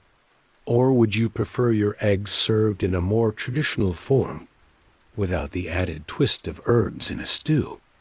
For the medieval cook, this dish was likely seen as an accomplishment, a way to show off their knowledge of herbs, their creativity, and their ability to turn humble ingredients into something truly special. It wasn't just about creating something tasty. It was about challenging diners to experience food in a new way. Would you be open to embracing that same spirit of culinary adventure? Or would you pass on this herb-infused egg stew, choosing something more familiar instead? Next, let's turn our attention to one of the more bizarre and, frankly, unsettling dishes from the medieval period, the cow's bladder surprise. Yes, the medieval kitchen wasn't afraid to push boundaries when it came to using every available part of an animal. And in this case, the cow's bladder was put to use as a cooking vessel. While it might sound like something out of a horror story, the medieval world had a way of taking even the most unusual ingredients and turning them into complex and flavorful dishes. The cow's bladder was cleaned thoroughly, filled with a mixture of meat, herbs, and sometimes grains, and then sewn up before being boiled or roasted to create a meal that could be sliced and served like a meatloaf or pâté. Historians are still unsure about the exact origins of this dish and whether it was a widespread practice in medieval kitchens or just a novelty for the upper classes. However, it's clear that medieval cooks were nothing if not resourceful, finding ways to use every part of the animal, often in surprising and unexpected ways. The bladder, typically discarded as waste, became an essential cooking tool. After being cleaned and prepared, it could hold various ingredients and flavors, creating a unique, self-contained meal. The meat within the bladder would be slow cooked, absorbing all of the herbs and spices, becoming rich and flavorful, while the bladder itself acted as a protective casing, keeping everything sealed in until the dish was ready to be served. The idea of cooking inside an animal's bladder might seem unappetizing to modern diners, who are accustomed to more hygienic and familiar cooking methods. But for medieval chefs, using the bladder was a way to create a unique dish that could be both practical and impressive. Imagine sitting at a grand feast, watching as the roasted cow's bladder is brought to the table and sliced open to reveal the savory filling inside. The smell of herbs and spices wafts through the air, and as the first bite is taken, the rich, tender meat is revealed. For those brave enough to try it, the dish would have been an exotic, adventurous experience. Historians still argue whether this dish was intended to be a clever culinary feat or simply a way to make use of every part of the animal. Some believe that it was a way for cooks to demonstrate their skill and creativity, while others think it was a necessary practice, born out of the need to conserve ingredients and minimize waste. Regardless of its origins, the cow's bladder surprise was a true testament to the medieval ability to take even the most unlikely ingredients and turn them into something worthwhile. The texture of the cow's bladder, which had been cooked and softened by the slow roasting or boiling process, would add a distinct chewiness to the dish. The meat, enriched by the herbs and spices, would contrast with the texture of the bladder, creating a unique eating experience that combined flavor and texture in a way that we rarely see in modern cooking. But could you stomach it? Would the thought of eating from an animal's bladder make you recoil in disgust? Or could you put aside your reservations and savor the rich, gamey flavors within? Today, the concept of cooking with animal bladders has long since disappeared from mainstream kitchens. But there are still cultures around the world that embrace the use of animal stomachs and bladders as cooking vessels. Dishes like haggis in Scotland and various types of sausage encased in intestines or stomach lining are modern-day counterparts to the medieval cow's bladder surprise. The idea of using natural casings for meats and stews has persisted throughout culinary history, evolving into the sophisticated techniques we see today. Would you dare to try this medieval dish? Or would the thought of eating food that has been cooked inside an animal's bladder prove to be too much for you? For medieval diners, the cow's bladder surprise was likely an adventurous dish that pushed the limits of what could be considered normal food. It was about resourcefulness, creativity, and a willingness to embrace the unknown, something that defined much of medieval cuisine. Now let's explore a dish that may not be as glamorous as the roasted swans or peacock pies of the medieval banquet, but is perhaps one of the most practical and widely consumed dishes in the medieval world: the hearty stew made from offal. Offal, the edible internal organs of animals, was a staple in medieval kitchens, not only because it was nutritious, but also because it was often one of the few food sources available to peasants. In an era when food preservation was limited and the wealthier classes had access to the choicest cuts of meat, offal was often the best or only option for the working class. The medieval offal stew was a dish designed for substance, not show. It was hearty, filling, and nourishing, making it the ideal food for those who worked hard in the fields or at the hearth. The stew would typically consist of a variety of offal liver, kidneys, heart, and sometimes other less desirable cuts like tripe or sweetbreads. These organs, though considered less glamorous than prime cuts of meat, were rich in protein and vitamins, and when prepared properly, they could make for a flavorful and satisfying meal. Offal stews were not only a common meal for peasants, but also for soldiers, travelers, and anyone in need of a quick, cheap, and filling dish. These stews were often made in large cauldrons over an open fire, and the meat was simmered for hours to allow the flavors to meld. The stew would be thickened with barley or oats, which helped to stretch the meal and make it more substantial. Sometimes vegetables like onions, leeks, or carrots would be added, but the focus of the dish was always on the offal, which provided the heartiness and depth of flavor. Historians still argue whether offal was considered a delicacy or just a necessary part of the medieval diet. For the nobility, offal could be a rare treat, prepared with care and served alongside more prestigious cuts of meat. Some medieval banquet tables featured a selection of offal dishes that were seasoned with rich herbs and spices to enhance the flavor. For peasants, however, offal was more of a necessity, a humble, everyday food that made use of parts of the animal that would otherwise go to waste. The texture of offal in the stew would vary depending on the cut. The liver would be soft and rich, the kidneys tender but slightly chewy, and the heart, often more fibrous, would provide a different texture. For those who weren't used to eating offal, the flavors and textures could be challenging. The taste of organs like liver or kidneys is often strong, and the richness of the dish could be overwhelming for those unaccustomed to it. But for medieval diners, especially those who didn't have access to other types of meat, this stew was a hearty, comforting dish that filled the stomach and provided the energy needed to continue the day's work. Imagine sitting at a simple medieval table, surrounded by rustic bread and pitchers of ale, and being presented with a steaming bowl of offal stew. The rich, earthy aroma of the meat, mixed with the warmth of the vegetables and barley, would fill the air. The stew would be hearty and thick, its flavor rich and comforting, though perhaps a bit too strong for some modern palates.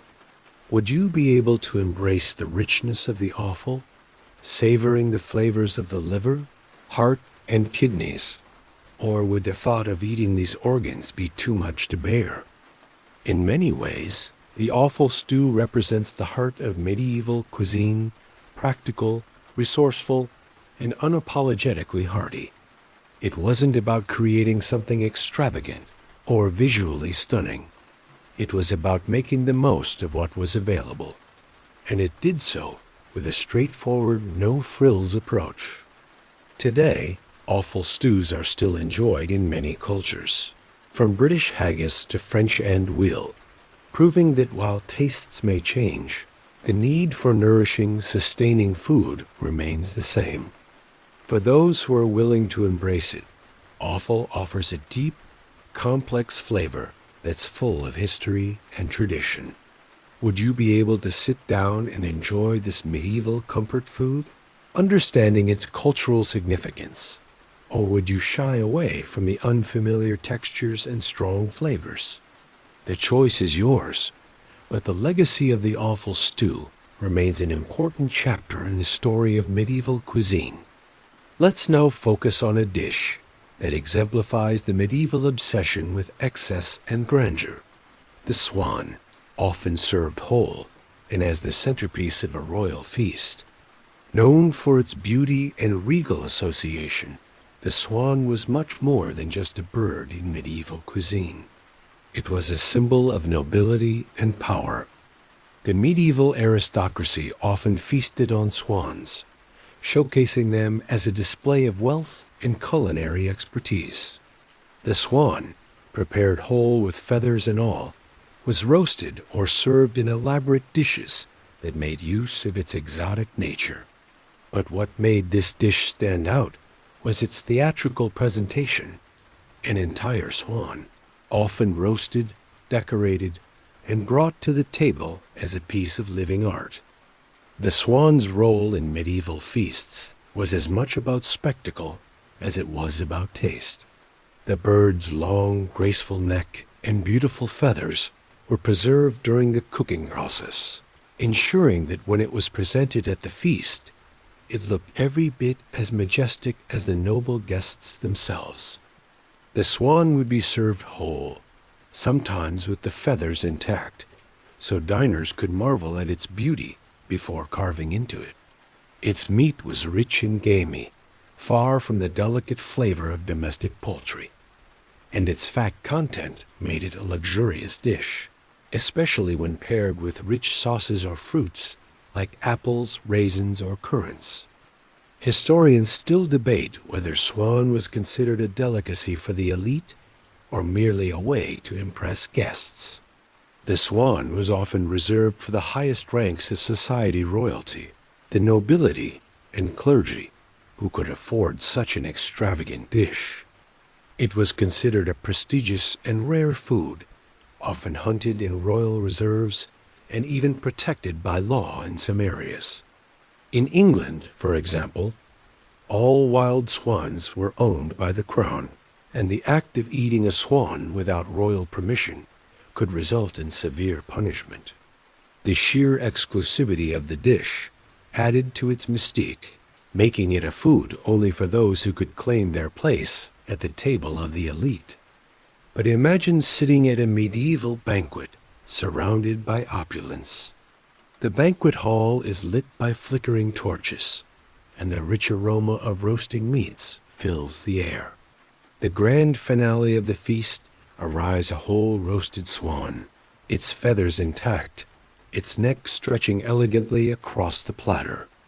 As the bird is carved and served, the guests marvel at its size and beauty, savoring the rich, gamey meat that symbolizes the height of luxury. The swan's meat, tender and succulent, would be paired with the fruits and spices that were so popular in medieval feasts, enhancing the already lavish nature of the dish. The challenge, however, might lie in the swan's appearance. Its long neck and staring eyes, still present after roasting, could make modern diners hesitate.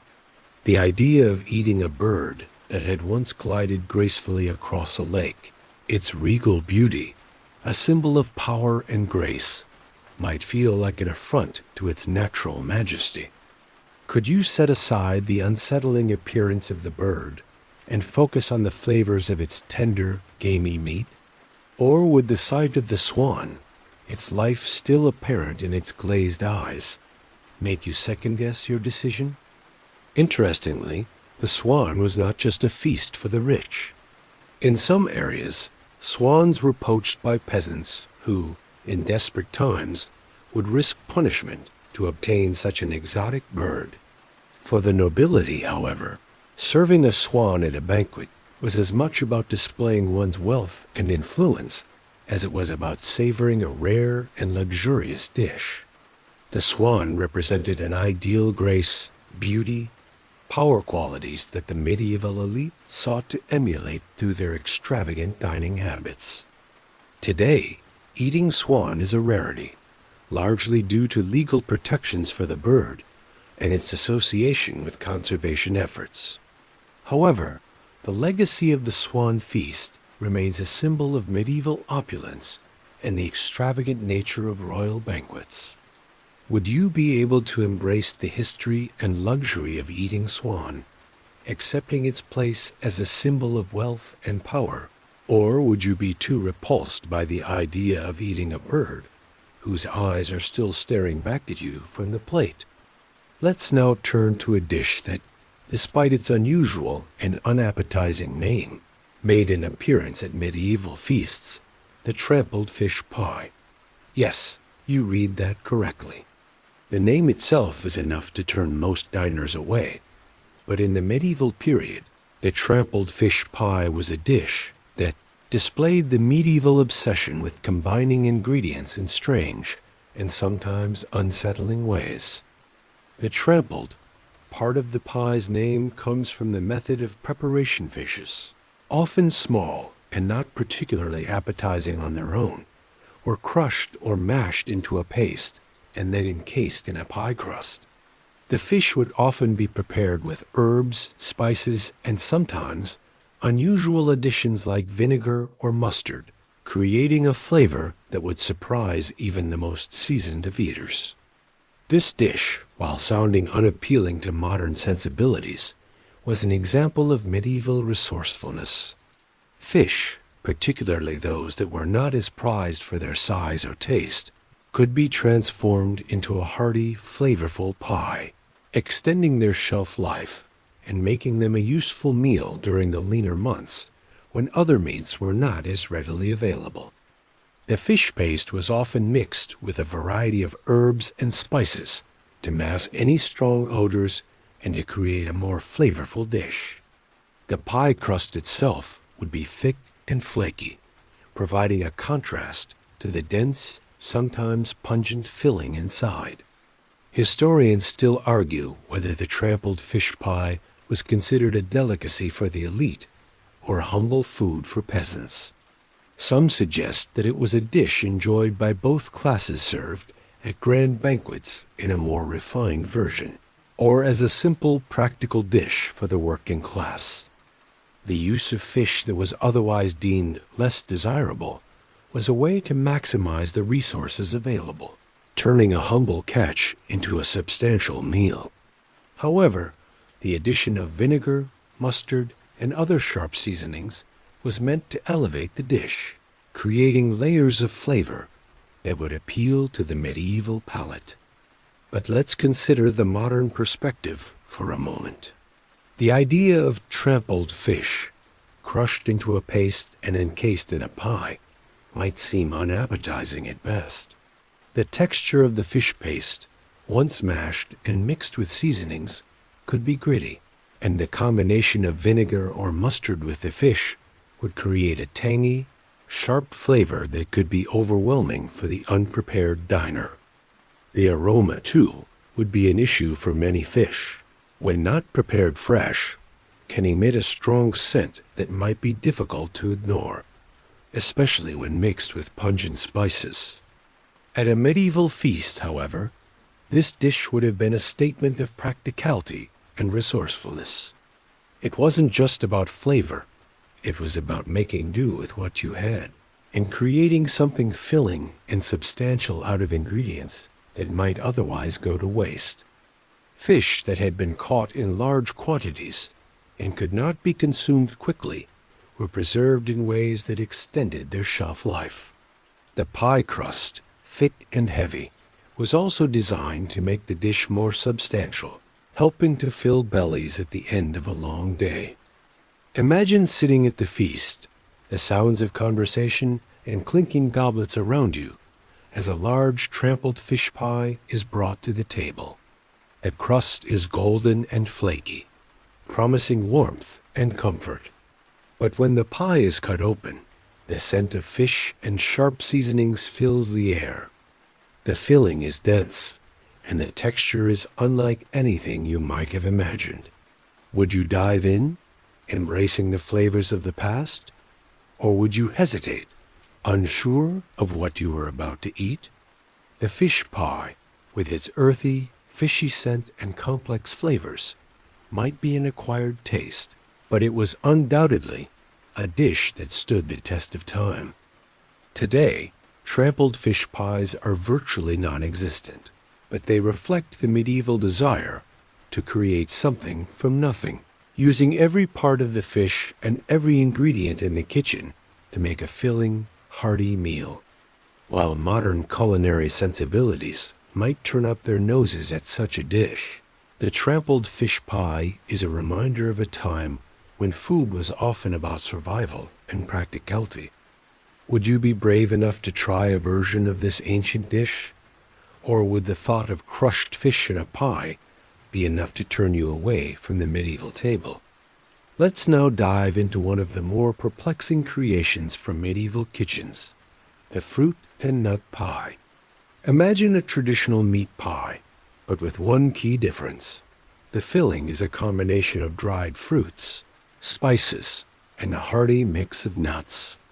For modern diners, the idea of a pie that blends savory, sweet, and nutty flavors might seem odd, but in medieval times, it was all about experimentation with flavors and textures. A fruit and nut pie was a dish that could be served at any part of the meal, whether as a savory dish to accompany the meat courses or as a surprisingly sweet end to the feast.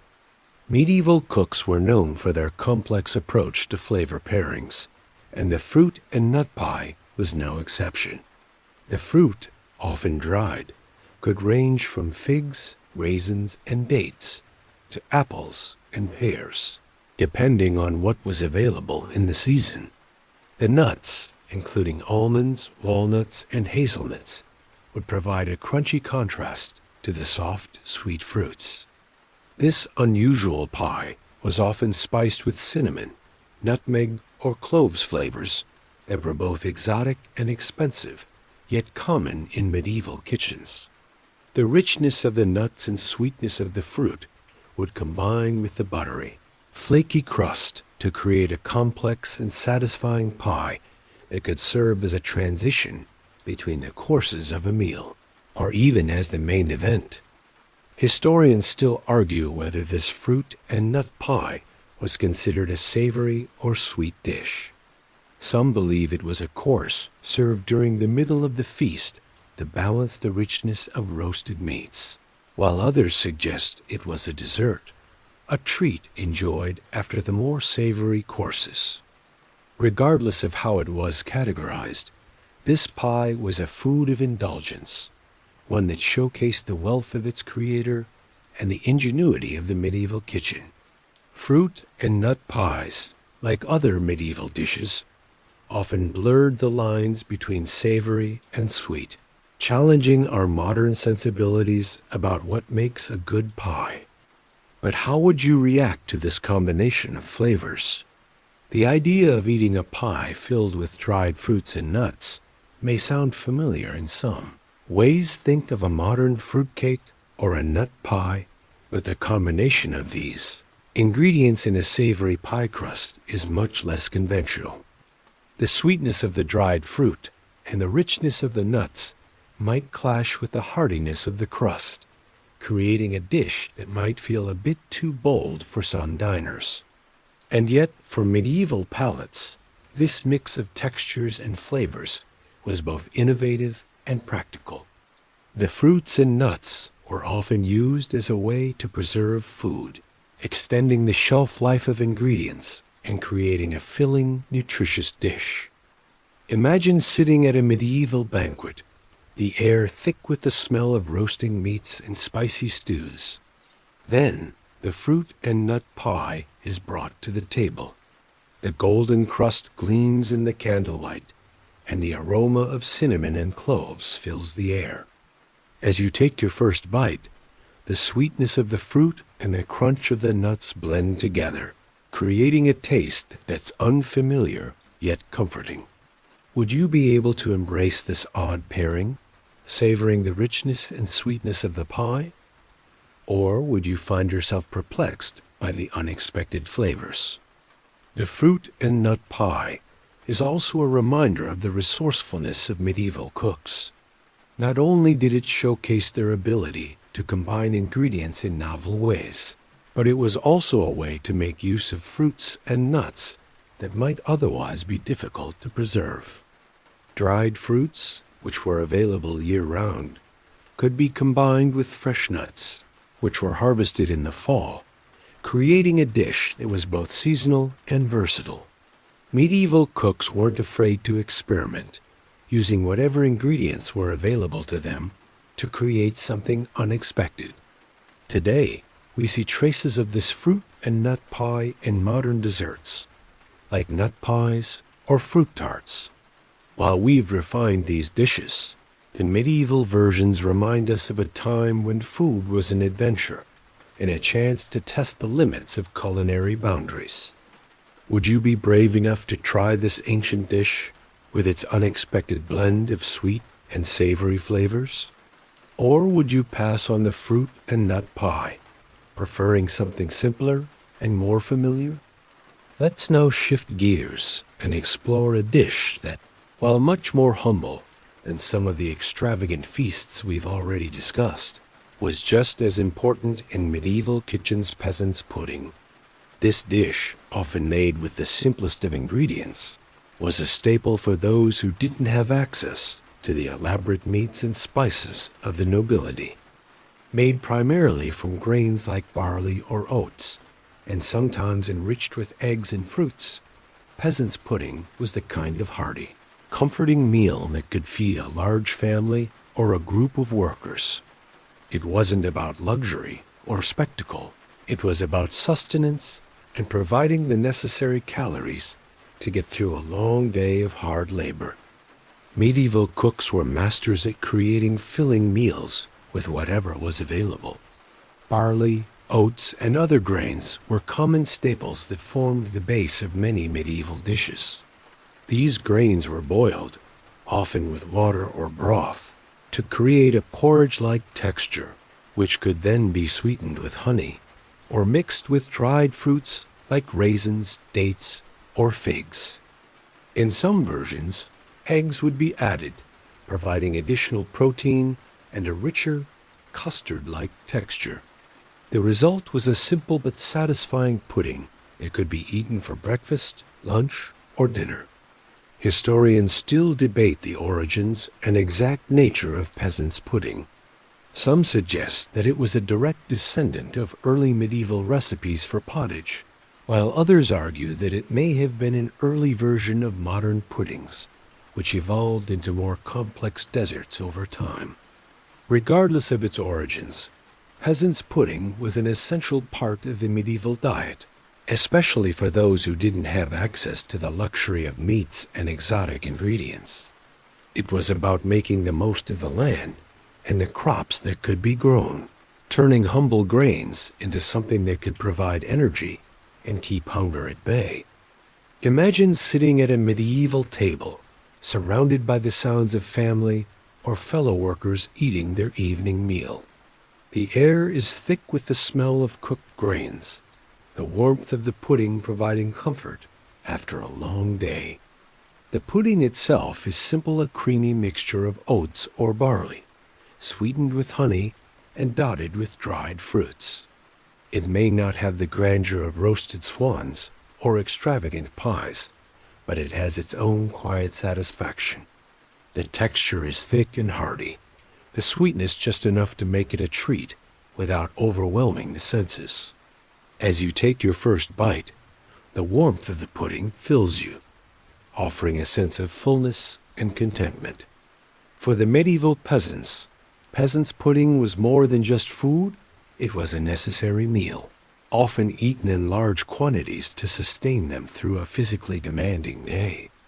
It wasn't about gourmet ingredients or fancy cooking techniques.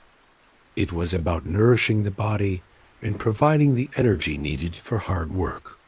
While it may have been considered plain or even boring by the nobility, For those who had little, it was a filling, comforting dish that could be easily made and shared with others.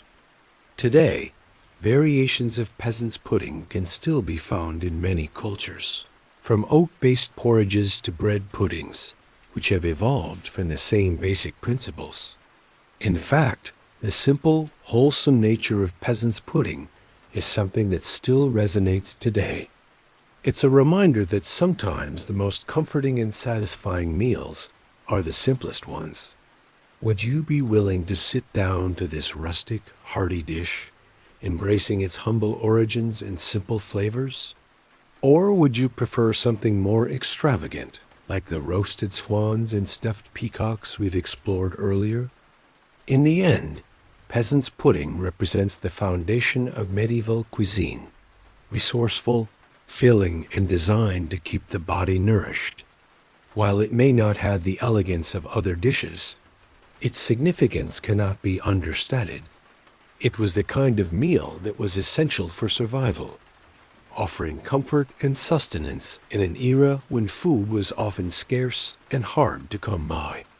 So, could you appreciate the unadorned simplicity of this medieval comfort food? Or would you prefer the more exotic and extravagant dishes of the time? Now, let's explore a dish that truly embodies medieval luxury and indulgence: roast goose with spiced apple sauce. This dish was often a favorite of the medieval aristocracy and was frequently served at grand feasts as a centerpiece, highlighting the wealth and power of the host. Goose, which was larger and richer than other poultry like chickens, was prized for its gamey flavor and tender meat. When paired with apples, one of the most common fruits available in medieval Europe, and flavored with exotic spices, this dish became a luxurious treat that could satisfy even the most refined palates. The preparation of roast goose in the medieval period was a labor-intensive affair. First, the goose would be seasoned with a mixture of herbs and spices. Cinnamon, cloves, nutmeg, and pepper were among the most common, adding complexity to the flavor profile and giving the dish an exotic twist. The goose would then be roasted slowly, allowing the fat to render and the meat to become tender and juicy. The crispy skin of the bird, once roasted to perfection, would add a satisfying crunch, while the rich, tender meat inside would melt in the mouth. But the real star of this dish was the spiced applesauce. Apples were a fruit beloved in medieval kitchens, and their sweetness, when paired with a blend of spices, complemented the savory richness of the goose perfectly. The sauce would often be made with apples that had been stewed and combined with sugar and spices to create a thick, aromatic topping for the goose. The sweet, fragrant apples would contrast beautifully with the gamey flavor of the bird, making every bite a balance of sweetness and savoriness. Historians still debate whether roast goose with spiced applesauce was considered a dish only for the upper classes, or if it was more widely consumed. In many cases, geese were raised in the wild or kept in enclosures by both the wealthy and the common folk. For the nobility, however, the presentation of the dish, its size, its roasted golden skin, and the lavish spices was as much a statement of their social standing as it was a meal. The goose, with its rich flavor, would have been a favorite for celebratory occasions, such as weddings, holidays, or royal feasts. For the common folk, however, roast goose was not a daily meal. It was more of a special treat, one that would have been prepared during the harvest season or at the end of the year when animals were slaughtered to provide food for the colder months. In these cases, the goose would be roasted over a fire, often with whatever fruits and spices were on hand, creating a dish that was both a celebration of the season and a necessity to prepare for the long winter ahead. Imagine yourself sitting at a grand banquet hall, the sounds of laughter and music filling the air. Suddenly, A whole roast goose is brought to the table, its golden skin gleaming in the torchlight. The spiced applesauce, fragrant with cinnamon and cloves, is poured generously over the bird, and the rich, savory aroma fills the room. As the first slice is made, the tender meat is revealed, juicy and succulent. The guests eagerly dig in, savoring the contrast of the sweet applesauce with the savory, gamey meat. Would you be able to appreciate the complexity of this dish, or would you find the richness of the goose and the spices too overwhelming? For many modern diners, roast goose with spiced applesauce may seem like an indulgent feast, especially considering the richness of the flavors and the time it takes to prepare. Yet, in medieval times, it was a dish that represented the height of luxury and culinary mastery. It wasn't just about feeding people, it was about making a statement. The roasted goose, paired with the exotic spiced applesauce, was a symbol of both affluence and refinement. Interestingly, roast goose with applesauce continues to find its place in modern holiday meals, especially at Christmas. The combination of roast poultry with a sweet, spiced fruit sauce has been passed down through generations, evolving into something familiar and comforting. Yet, medieval versions of this dish would have been much more exotic, a reminder of a time when spices and rare ingredients were reserved for the privileged few. Would you be willing to try this ancient dish, understanding its historical context and luxurious flavor profile? Or would the richness of the roasted goose and the sweetness of the applesauce be too overwhelming for your modern palate? Let's now explore a dish that would likely evoke a mix of fascination and disgust for many modern diners: the medieval black pudding. Known today as blood sausage, black pudding has been a staple in many cultures around the world, but it's the medieval version that's particularly intriguing. This dish, often made with pig's blood, fat, grains like barley or oats, and spices, was a beloved food in the medieval period. While blood sausage may seem like an acquired taste, it played an important role in medieval cuisine, particularly for those who had to make use of every part of the animal. The black pudding was often served as part of a larger meal, either as a breakfast item or incorporated into a stew. Its dark, rich appearance may have caused hesitation for those unfamiliar with it, but for medieval cooks, black pudding was a practical and flavorful way to preserve and utilize every part of the slaughtered pig. In fact, historians still debate whether black pudding was considered a high-status food or a more humble dish. Some argue that it was served at noble feasts, especially when accompanied by rich herbs and spices, while others believe it was a food for the working class, who often had access to pig's blood, but not the prime cuts of meat. Black pudding, though largely overlooked in modern dining, except in some countries, was a key part of medieval resourcefulness. The blood, often mixed with spices, herbs, and grains, created a dense, flavorful sausage that could be cooked in a variety of ways. In some medieval feasts, black pudding would be prepared alongside other offal-based dishes and served as a way to balance out the richness of meats like roasted boar or venison.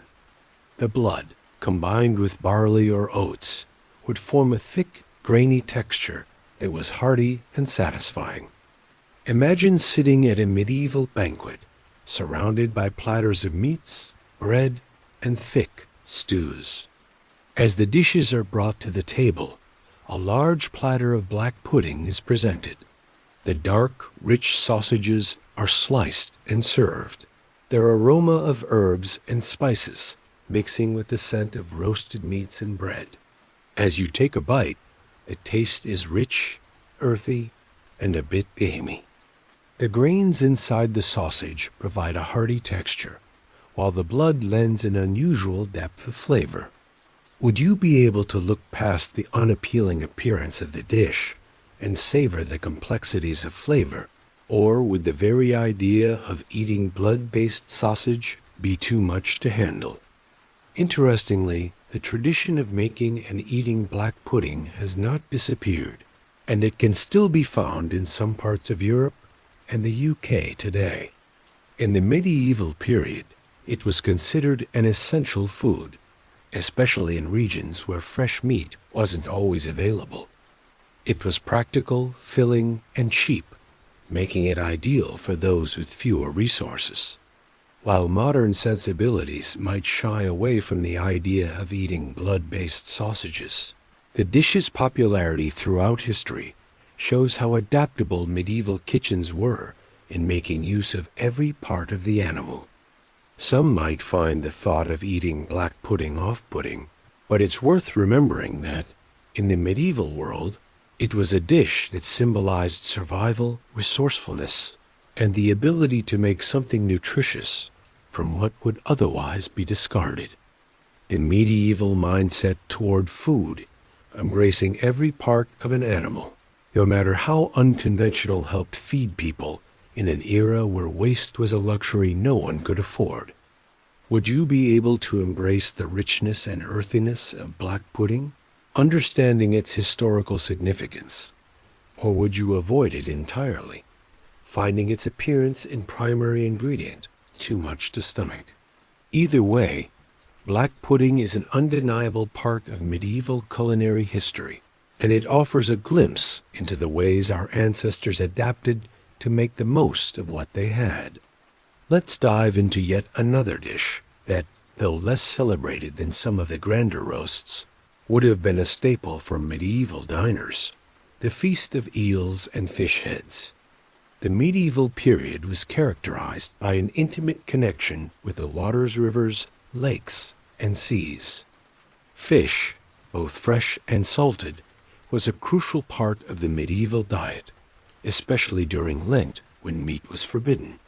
But fish, whether baked, roasted, or stewed, often came with its less appetizing parts, including the heads and even the often slippery eels.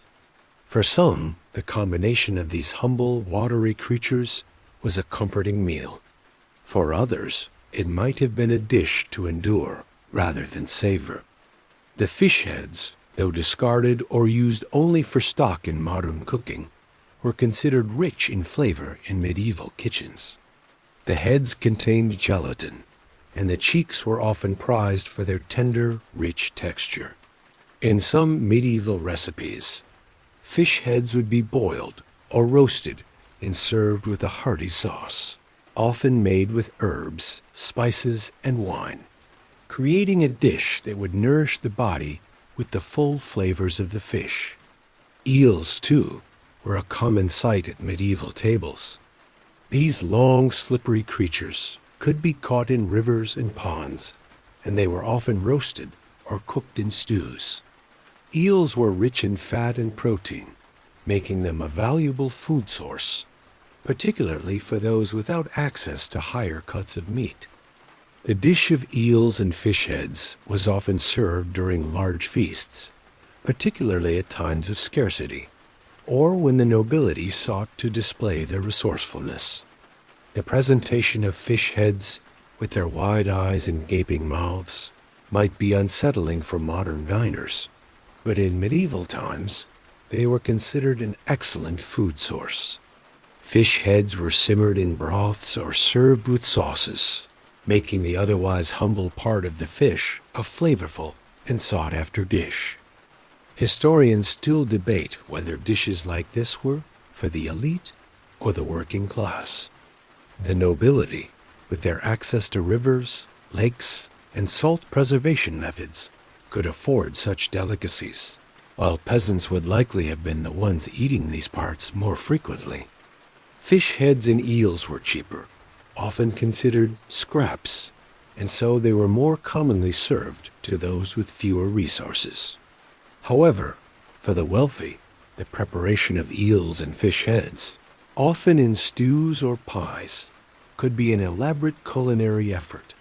incorporating rich sauces and spices to elevate the dish.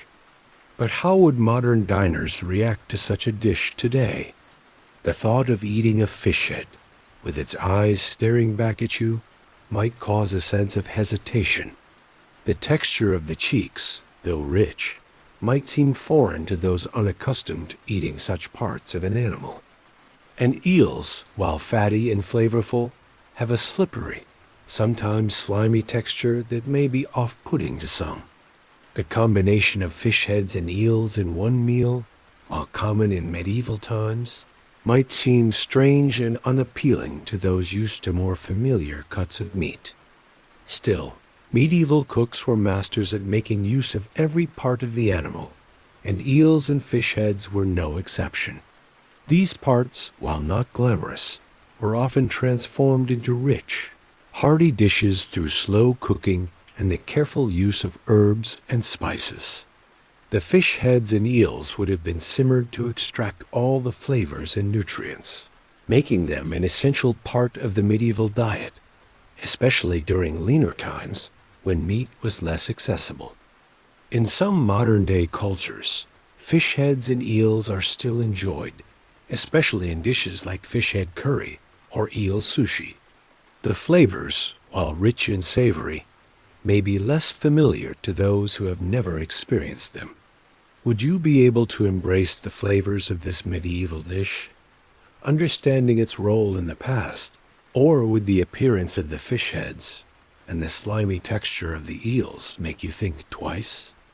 The eels and fish heads of the medieval world offer a glimpse into a time when resourcefulness and practicality ruled the kitchen.